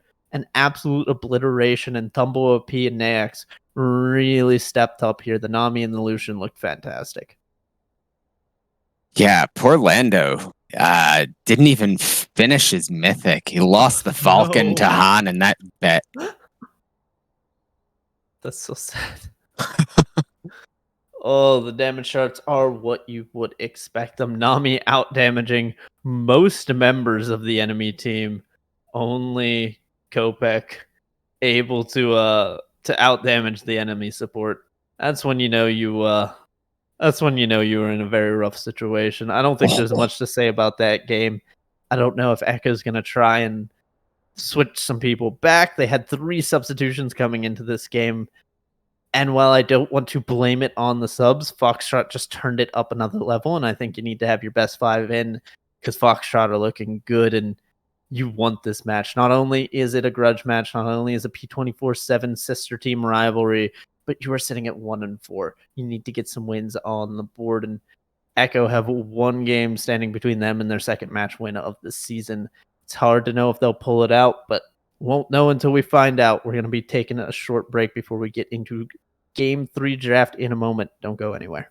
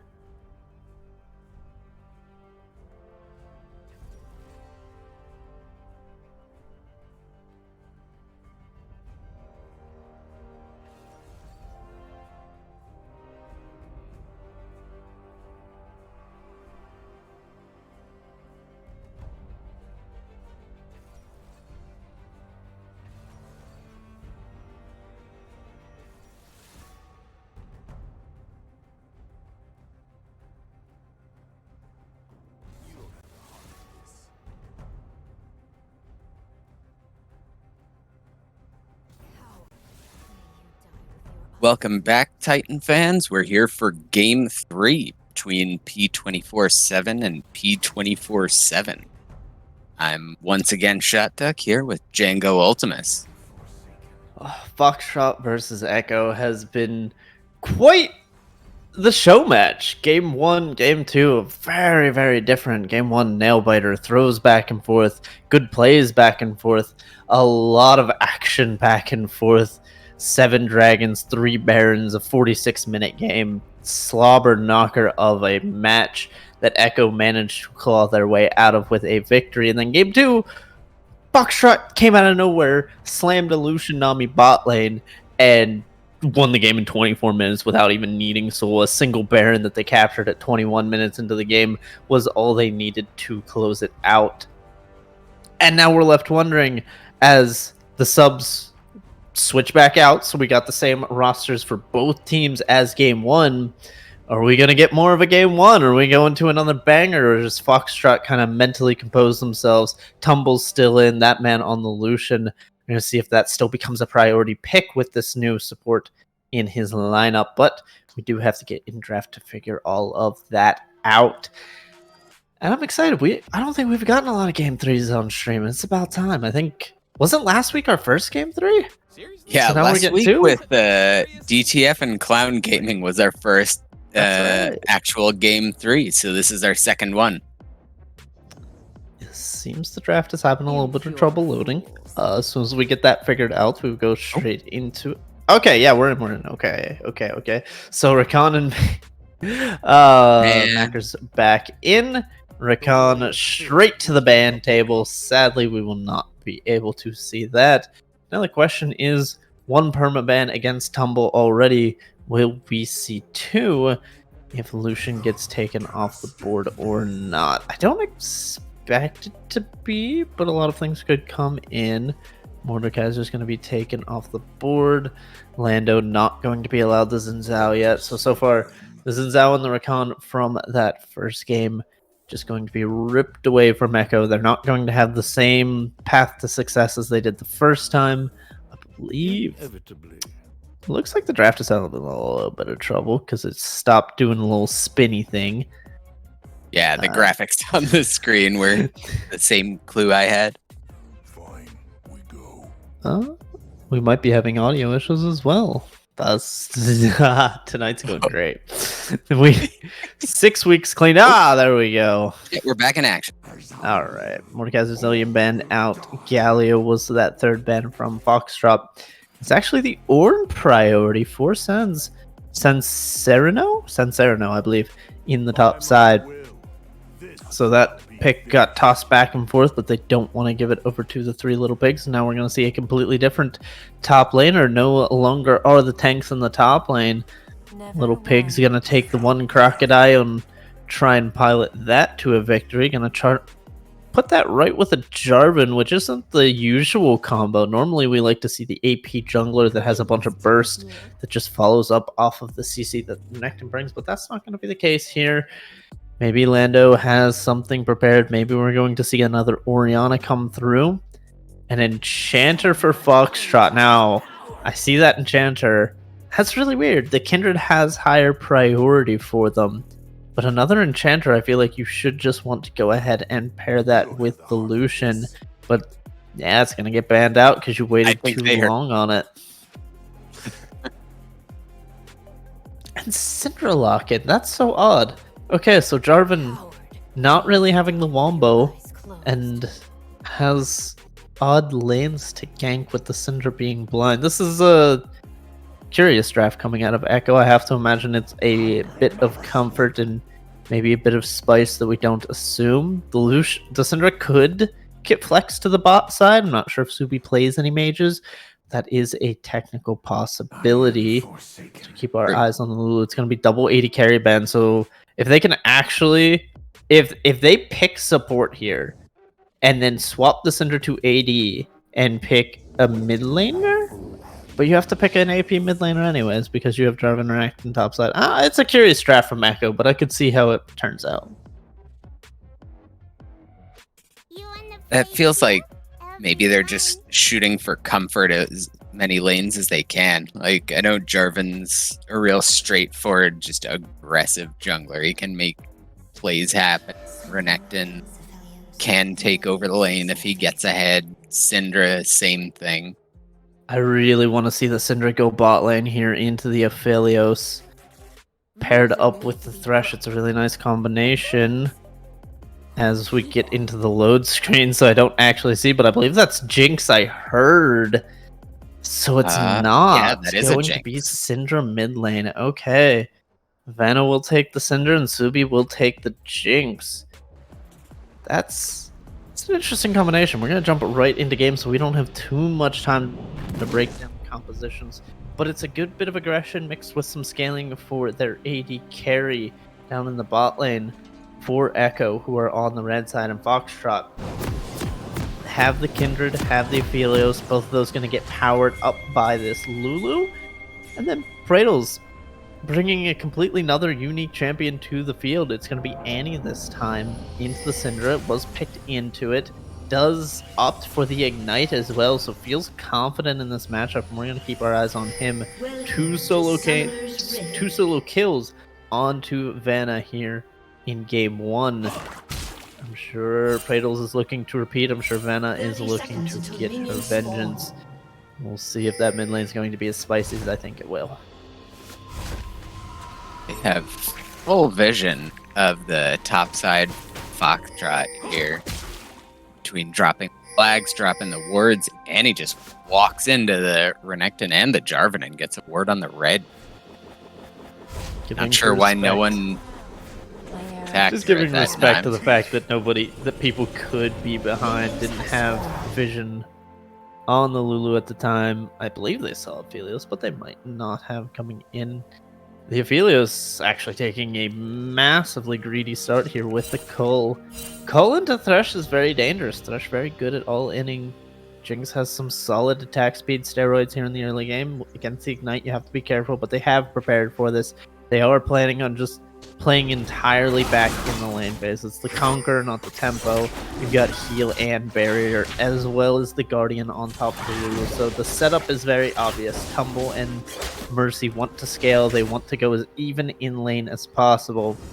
See if Subi and Nakar can shut them down. And Nakar doesn't even have to shut them down necessarily. He can just play for the push with the Jinx Rockets and go ahead and get his roam on.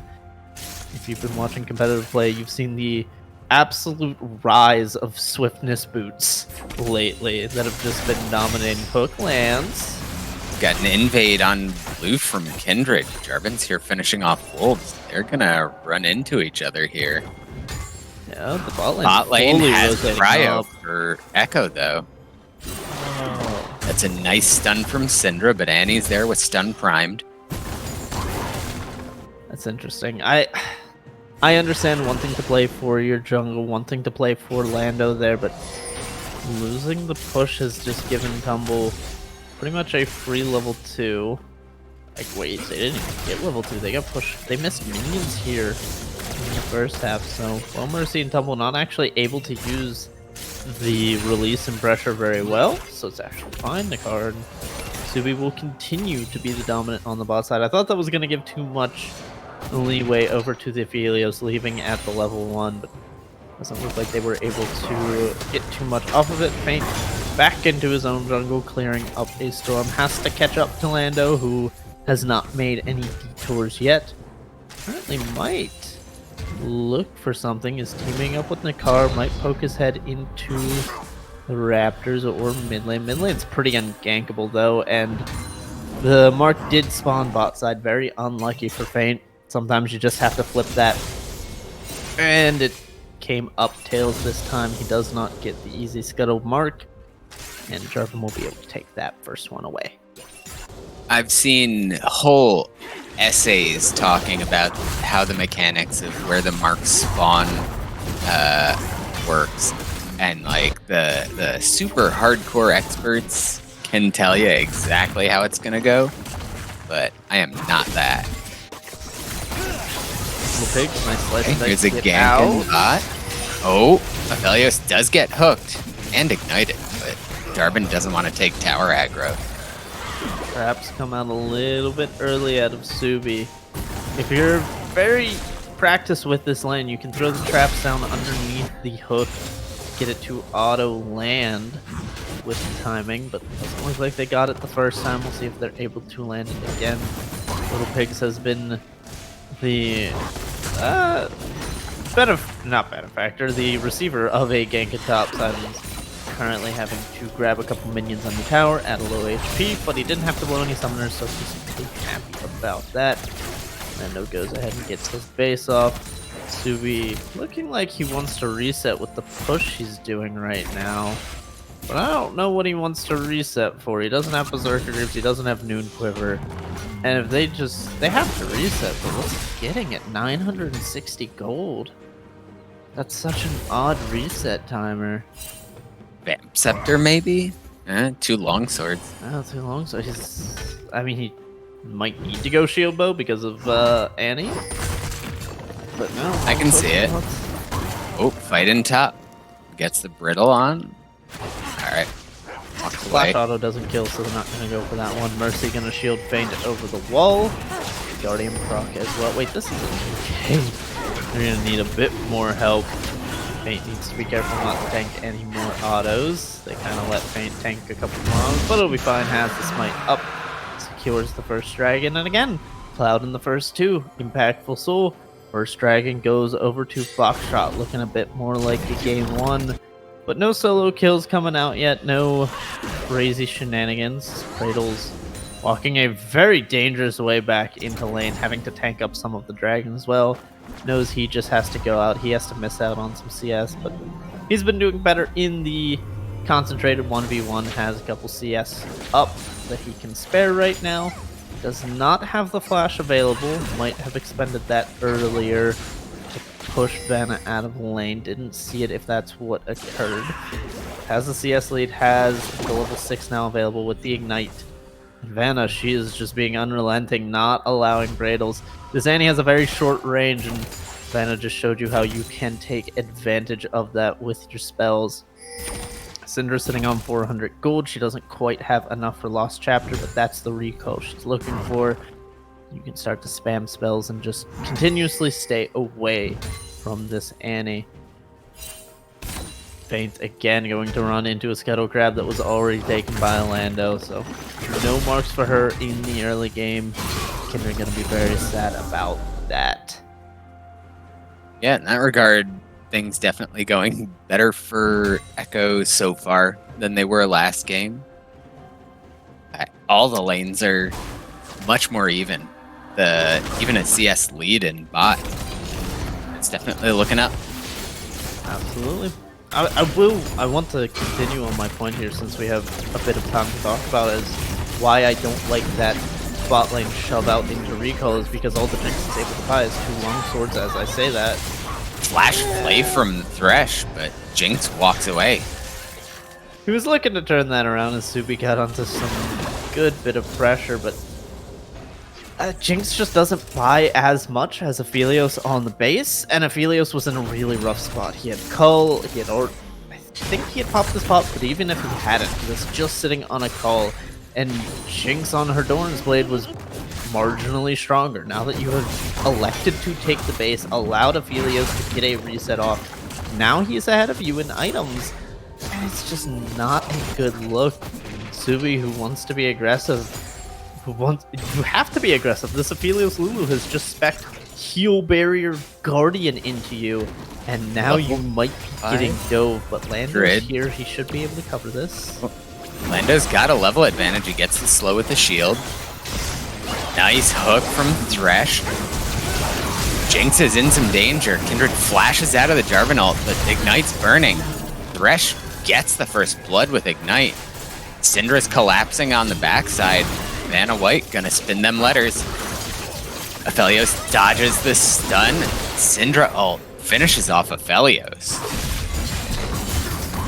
Had to do a couple flashes to make sure they got out safely.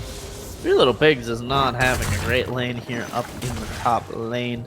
Getting bullied by the good old Ornn, but does have a tiny CS lead. If as long as he's able to bully Ornn off a couple of these, he'll be up, but not the case. Ornn grabs a small CS lead, and bot lane was very, very risky. Feint holding on to that flash, hoping, trying to get Subi's life before he flashed out.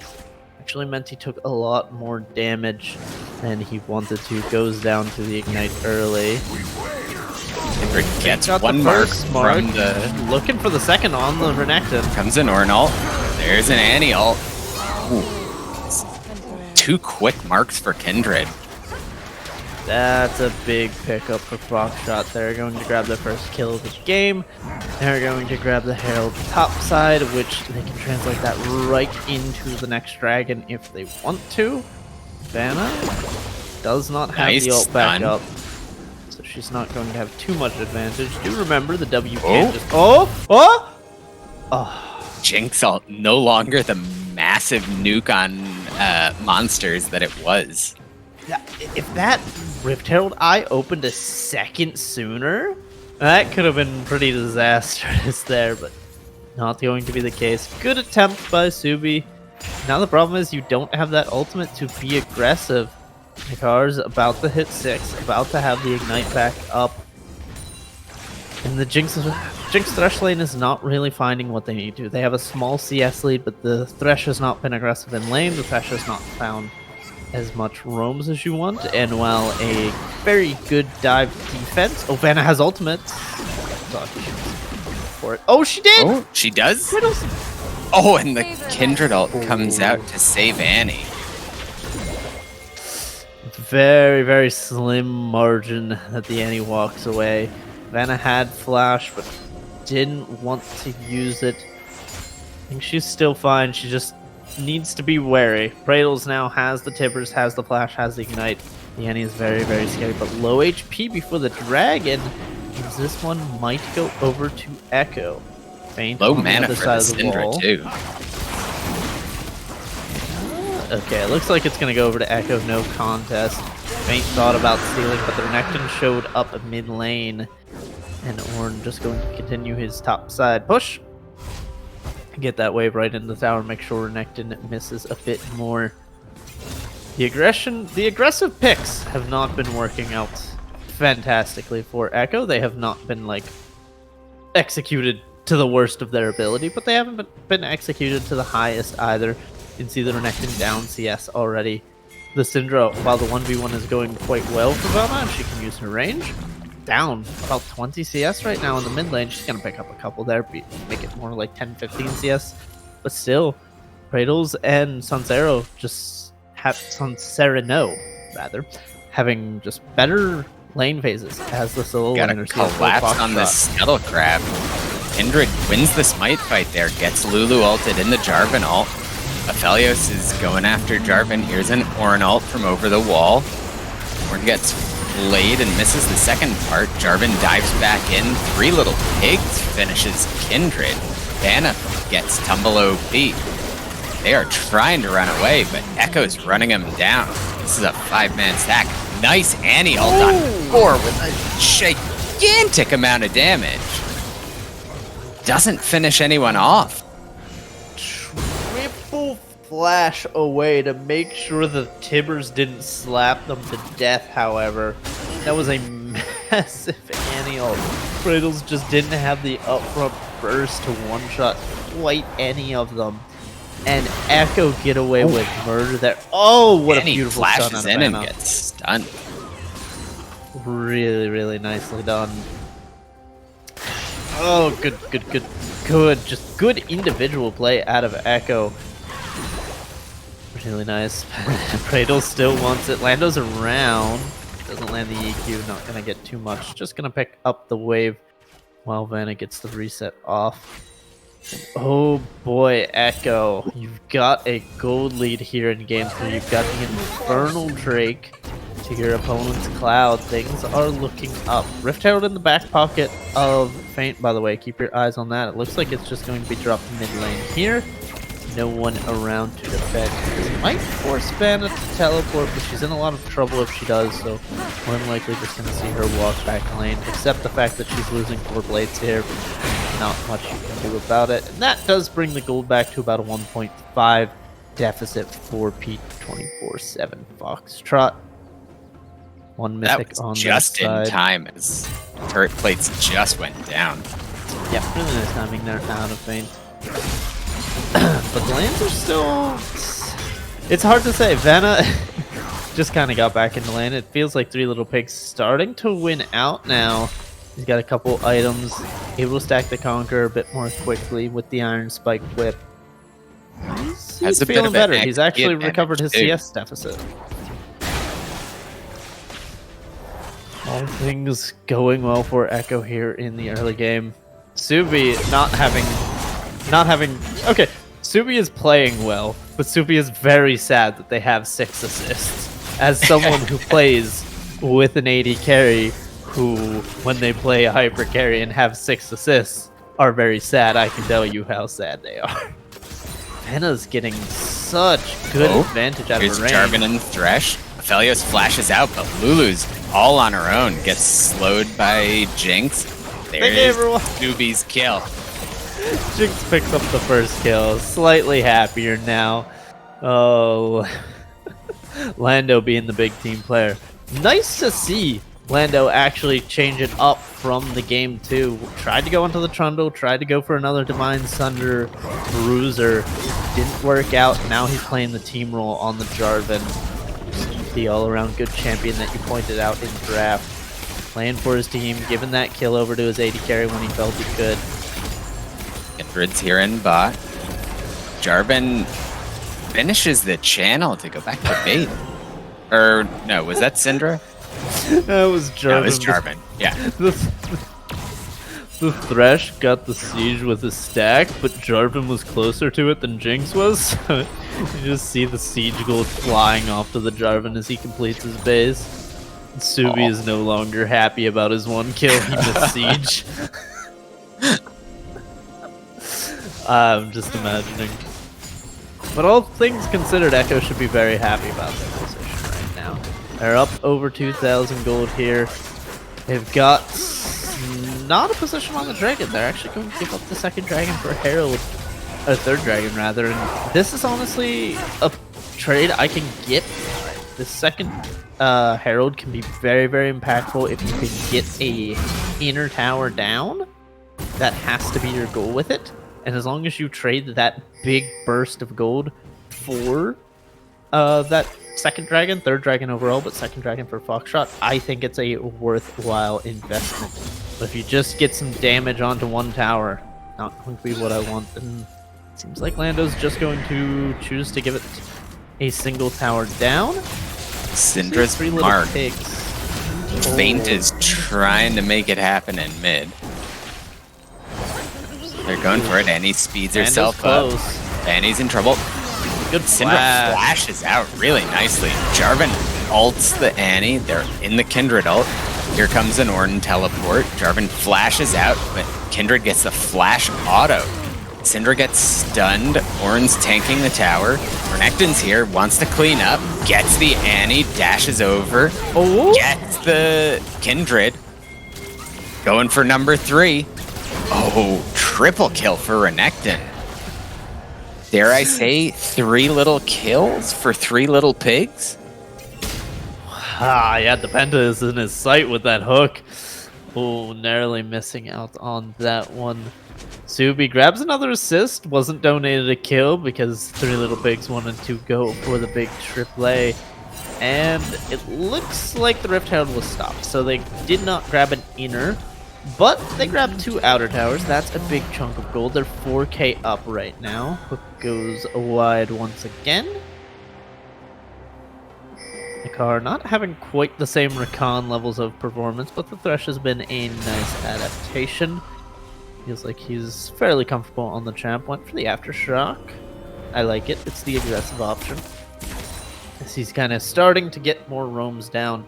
Jinx still really wants to break this bot lane tower so she doesn't have to sit in the bottom side of the map. There's not too much to play for. We've got a Baron in a minute 15. We got another Dragon in 3 minutes. We're going to keep our eyes on the rivers, keep our eyes on any skirmishes that could occur. I'm going to keep my eye on Vanna because... in that last fight, Kindred did finally get a 3rd mark. Still 1 off from getting the range increase, but Kindred's been behind on marks pretty badly this game so far. Yeah, definitely behind par as far as that goes. And actually looking through the enemy champions, she does not currently have a champion marked. That Grump is marked, but that's a pretty far away camp to try and secure as the Kindred. See if she ends up just marking a frontliner going into the next objective fight would probably be the best way to go about it. But you gotta watch. The side of Echo has a lot of range to play with. They have the Cinder, they have the Jinx, which vastly outrange the Aphelios and the Annie. Aphelios can only match when he has that sniper rifle upon him in 1:40 till the dragon. White-red guns currently not optimal for objective setup, but not bad for a good skirmish. Might look to pull something out. Cradles does have flash, does have the level 2 tippers.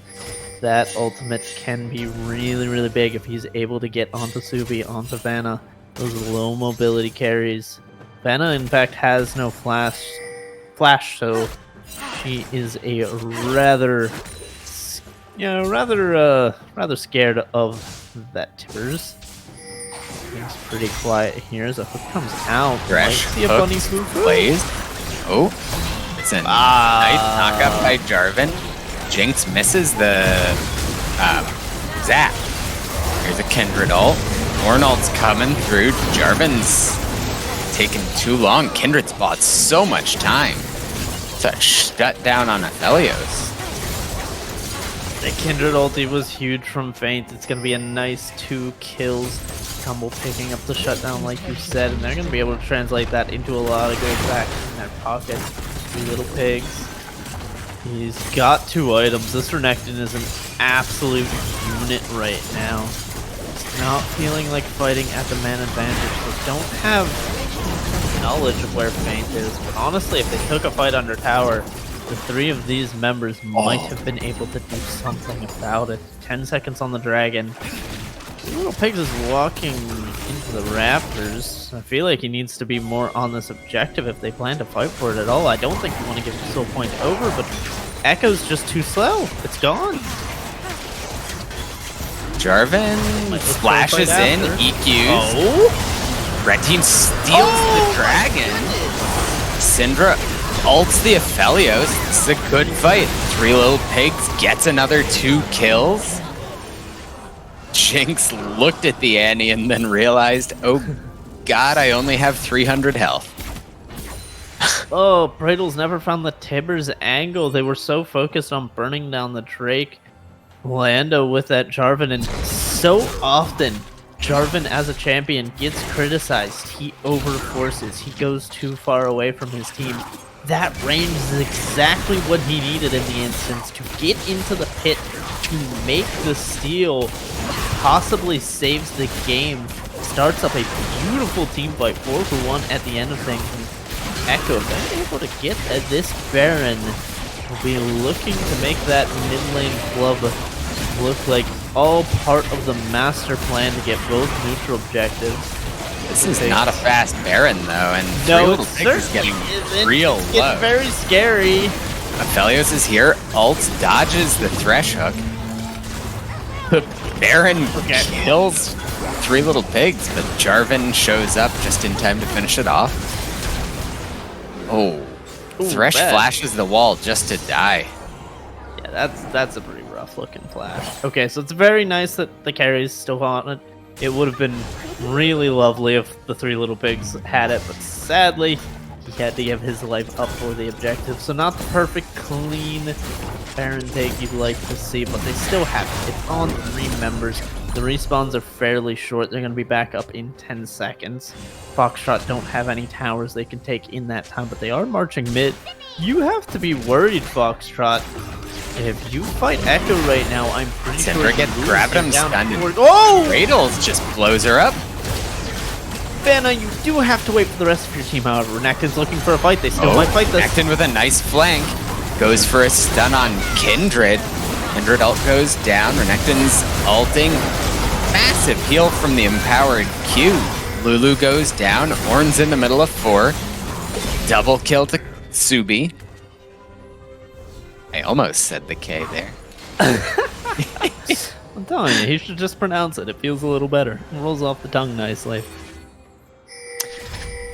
But certainly Foxtrot did not realize how much of a disadvantage they were at. The Lamb's respite was close, but they did not have the Moonlight Vigil. They did not have the Call of the Forge God? Yeah, Call of the Forge God.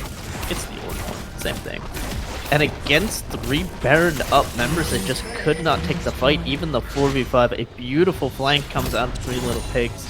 And they're able to fight back, push the whole way down, grab a tower, grab the enemy jungle camps.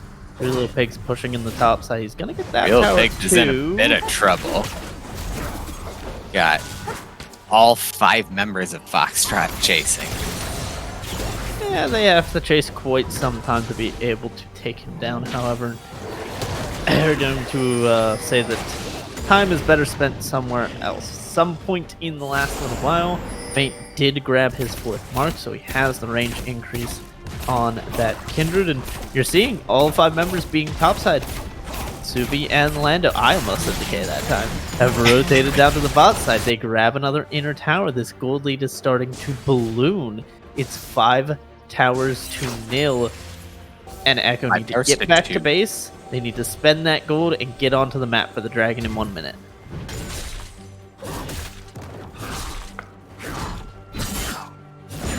Yeah, 3 Little Pigs has been absolutely massive, and I don't think that Foxtrot really has a good answer for this gigantic crocodile that just dives in and heals massively.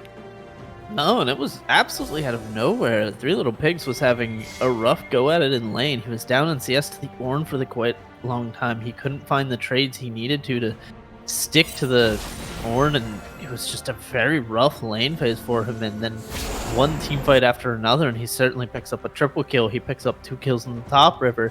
Now he's 8-2-3. It looks like he's nice dominating stun on the enemy. Here's the thresh hook. Perfectly layered CC. Vanna had that one slip up, but honestly, try to delete that from your mind, because the rest of the game she has been popping off, using the range to her utmost advantage. And Echo are on the verge of upsetting Foxtrot here. Another pick! Nice hook from Thresh. Lando takes out Feint. Feint, over the course of this entire series, has just shown us that he's not paying attention to the minimap. He doesn't know where the enemy champions could be. The dragon hadn't even spawned when he was walking like that. It makes sense that they're in the bushes looking for more picks. And while you could say on one hand, you know, they already got 1 pick, they already got the dragon, there's no reason they should be up there. There's no reason you should be there either. Feint grabs another death on the scoreboard, and his KDA is not going to be looking great after this series. Nakar also having a good game. They took away the Thresh, or the Rakan pick, but these Thresh hooks have been point and click from the looks of it. Echo, it's so hard because we're watching this Echo team, who is 1-4 currently in the standings, give up a massive performance 2 out of the 3 games, and now I'm just wondering, is this the key for Echo? Do they just need to get it through the lane phases? Because Vanna and 3 Little Pigs weren't having good lane phases. Subi and Nakar couldn't punish the overly defensive start coming out of Tumble and Well Mercy. Like, their lanes were not going well, but they just get to mid game, they get to skirmishes, they get to team fights, and as long as they're even enough on gold, they can just make fights happen and make them work. And I'm wondering if teams aren't just shutting them down like Foxtrot did in game 2. Can they just run away with this more consistently? Because this team does not look like a 1-4 team right now. Tumble barely lives there. But now Vanna might be in trouble. That's a really good respect flash. Yeah, and he had the stun prime. It has the Tibbers prime. That's a dead Syndra if she doesn't flash out. Shanna playing a little bit too up in arms. 3 minutes on the dragon. You can see they're closing in on Infinity Edge. They're closing in on Rabadon's death cap.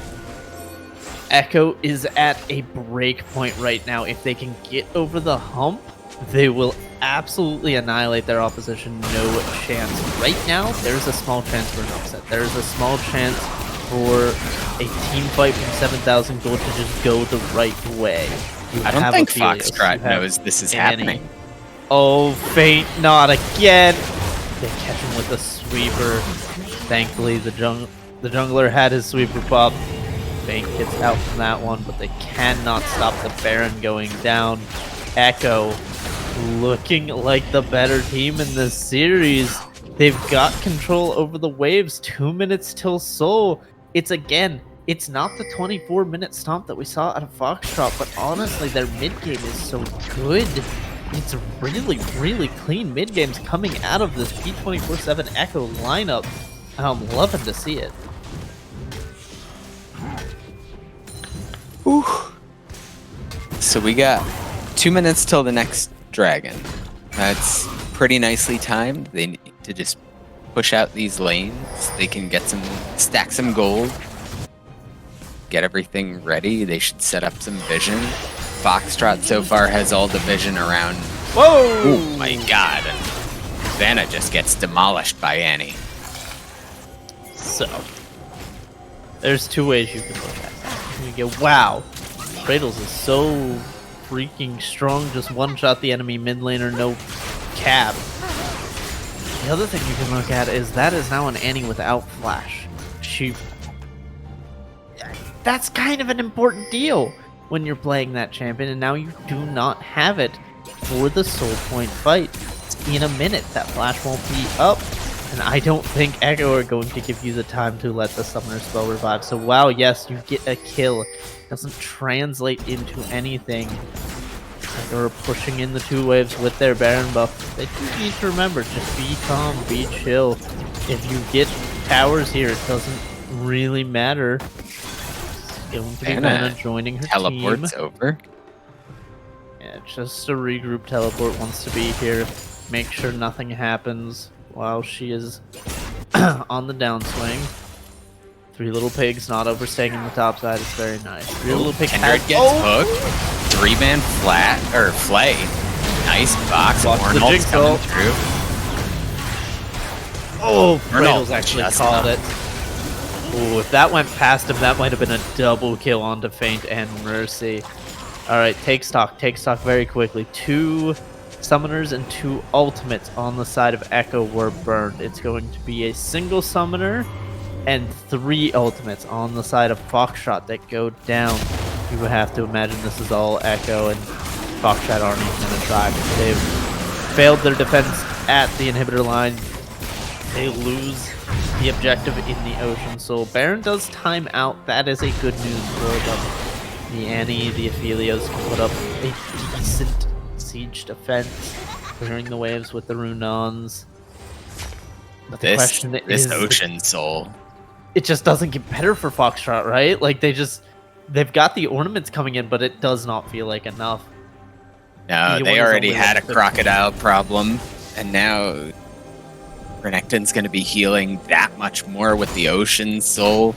The 3 Ocean Drakes mean they can sit and siege for as long as they need to, as long as they avoid the Annie engage. Echo's in a real good place right now. Echo is in an extremely good position. See the stopwatch on Lando. He's going to be able to buy so much time with the Sterix, with the Gore Drinker, with the stopwatch. The front line feels nigh unkillable. Aphelios going for the Infinity Edge, but he needs a Lord Dominix to get through all this armor. It's going to be a double Thornmail here, not too long. You got steel caps on the Jarvan, you got a Death Dance on Renekton. That is so much healing. My man needs a Spirit Visage just to bump his HP numbers up that much more, and it seems like Echo going to play the pretty safe game. And I can't mind them doing this. They've got the Ocean Soul. They're going to wait 2 minutes on the Baron, take that objective, and then start sieging with their massive advantage. Watch for Lando, watch for Nakar. These guys are the ones that make the plays start happening. Three Little Pigs has been stepping up this game. Maybe he's the X Factor that finds the angle. One misstep from Foxtrot will lose them the game against their sister team. Not something they want to do, but it seems to be the case. We had the same thing happen 2 weeks ago. Pearl versus Amethyst. And on paper, Amethyst should have been the better team, whether it was on the day, whether it was the nerves, whether it was the teams knowing each other. Pearl flipped the script, and Echo are now following in those footsteps. Really funny, by the way.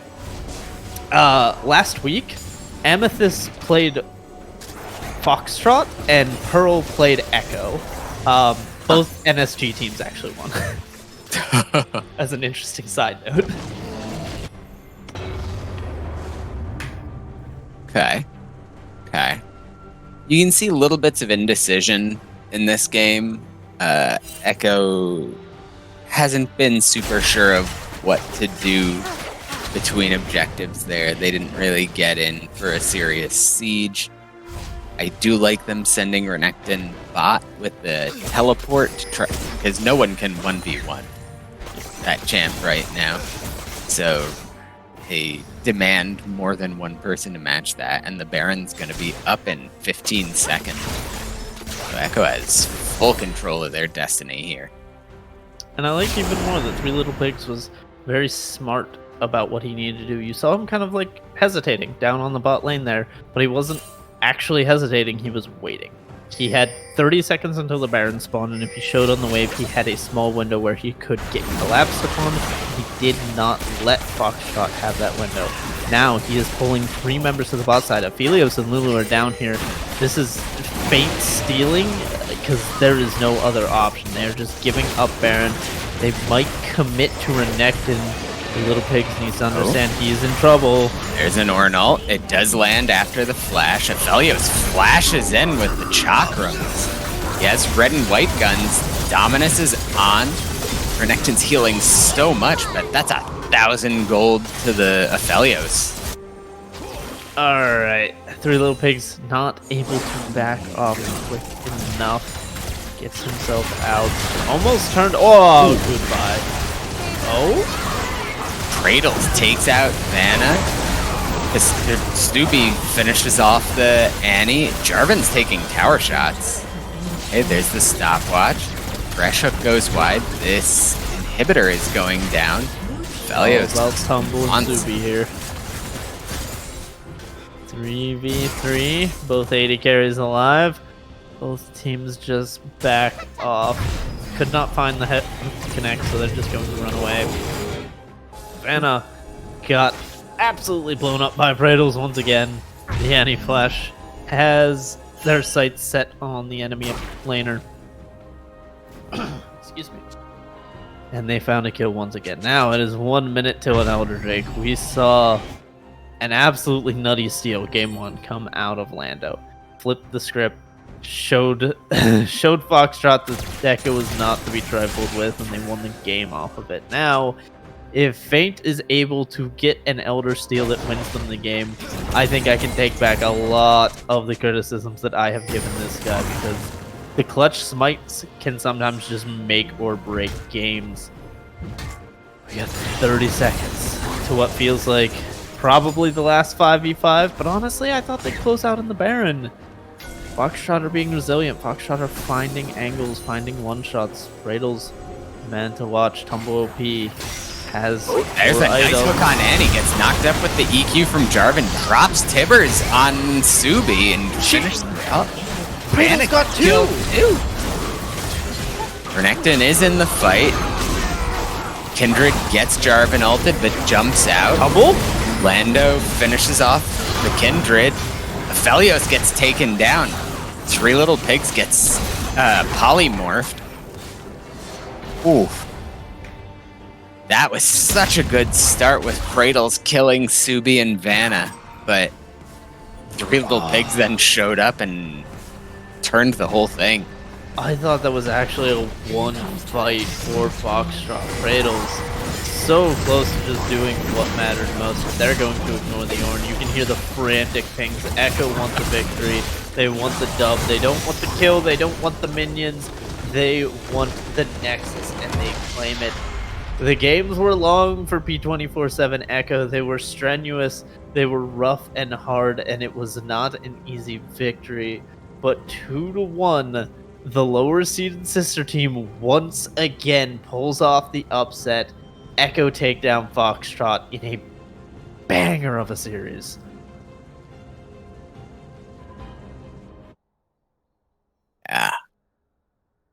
Yeah, that was really clean play. I was really impressed with some of what we saw from Echo there. I think Lando, when on point, when in his comfort zone, Lando looked real good. Vanna and Nakar kept pulling the same same gank over and over, and it kept being successful. The thresh hook into the Syndra stun to just take out anyone who face checks. That was really clean. I really want to shout out Lando and Three Little Pigs. Not that they were necessarily MVPs or the best players, but I like, in Lando's case, a player who can play the Xin Zhao hard carry, Essence Reaver, kill everybody style, and then game 3 swap it up and be the Jarvan who's got 21 assists by the end of the game and is just helping his team get along. The style swap is really nice. And Three Little Pigs, I felt like, has been underwhelming the entire series. Did not start off game 3 with a great lane, and then once they were given a lead, they never let go of it, and they made it very, very impactful. And I think that's such a good quality to have in a top laner, being able to not be the star of the show 2.5 games, and then suddenly when it's your time, you turn it on immediately. Yeah, once they got that triple kill, they were off to the races, and no one could stop them except for the Baron for that one kill. The Baron indeed. Baron indeed. Oh, Foxtrot are going to be wondering what happened. I feel like after that game too, it's such a hard loss to not just do the same thing after such a hard stomp. But Echo are resilient, if nothing else, and I think their standings coming into this game and their resilience after game 2 shows it that this team may be at the bottom of the standings, but they are not down and out. They are not thinking lowly of themselves. They are playing every game with intent to win, and that is exciting for us and absolutely dangerous for Divinity teams. This league is so unbelievably close. Like, I know people love tier lists and love like rankings and stuff. This has got to have some of the most conflict in terms of, well, I think this team's better than this team. Well, no, this team's better than this team actually, and like standings aren't really helping. Head-to-heads aren't really helping. Like, there's no transitive math that's going on right now. Feels like a lot of teams are still finding themselves. A lot of teams are showing up on the day or not, and it is getting me so excited for this league because it is, anyone can beat anyone. It's crazy. Exactly. At the end of the day, anyone can beat anyone except for Dream to Feed. That's another story. Hey, they won a game, and have TFF lost yet? No, TFF they haven't. have They're lost, 5-0. I think, They've lost games. Game, but not a match. No. So that will be all. It's been a very long night. Thank you, everyone who stuck around through the entire thing. Really appreciate. Twitch chat was actually talking a lot tonight. It was really nice to see everyone, and the messages towards me, whether they were late or not, were heard, and I very much appreciate those. But that's it for week 6. We will be back with week 7 for our last scheduled stream. It is Big Damage Energy versus Limitless XL, if I'm remembering correctly off the top of my head. And then after that, we will have votes for the stream game, week 8 and onwards. Look forward to that. But we got to see BDE versus Insomnia Rising. Apologize, I was incorrect. BDE versus ISM for week 7. You're not going to want to miss it. Me and Shot Duck will be there, as well as our lovely producer, 420. Shout out to the man who does all the work behind the scenes. Love you guys. Have a fantastic night. Peace.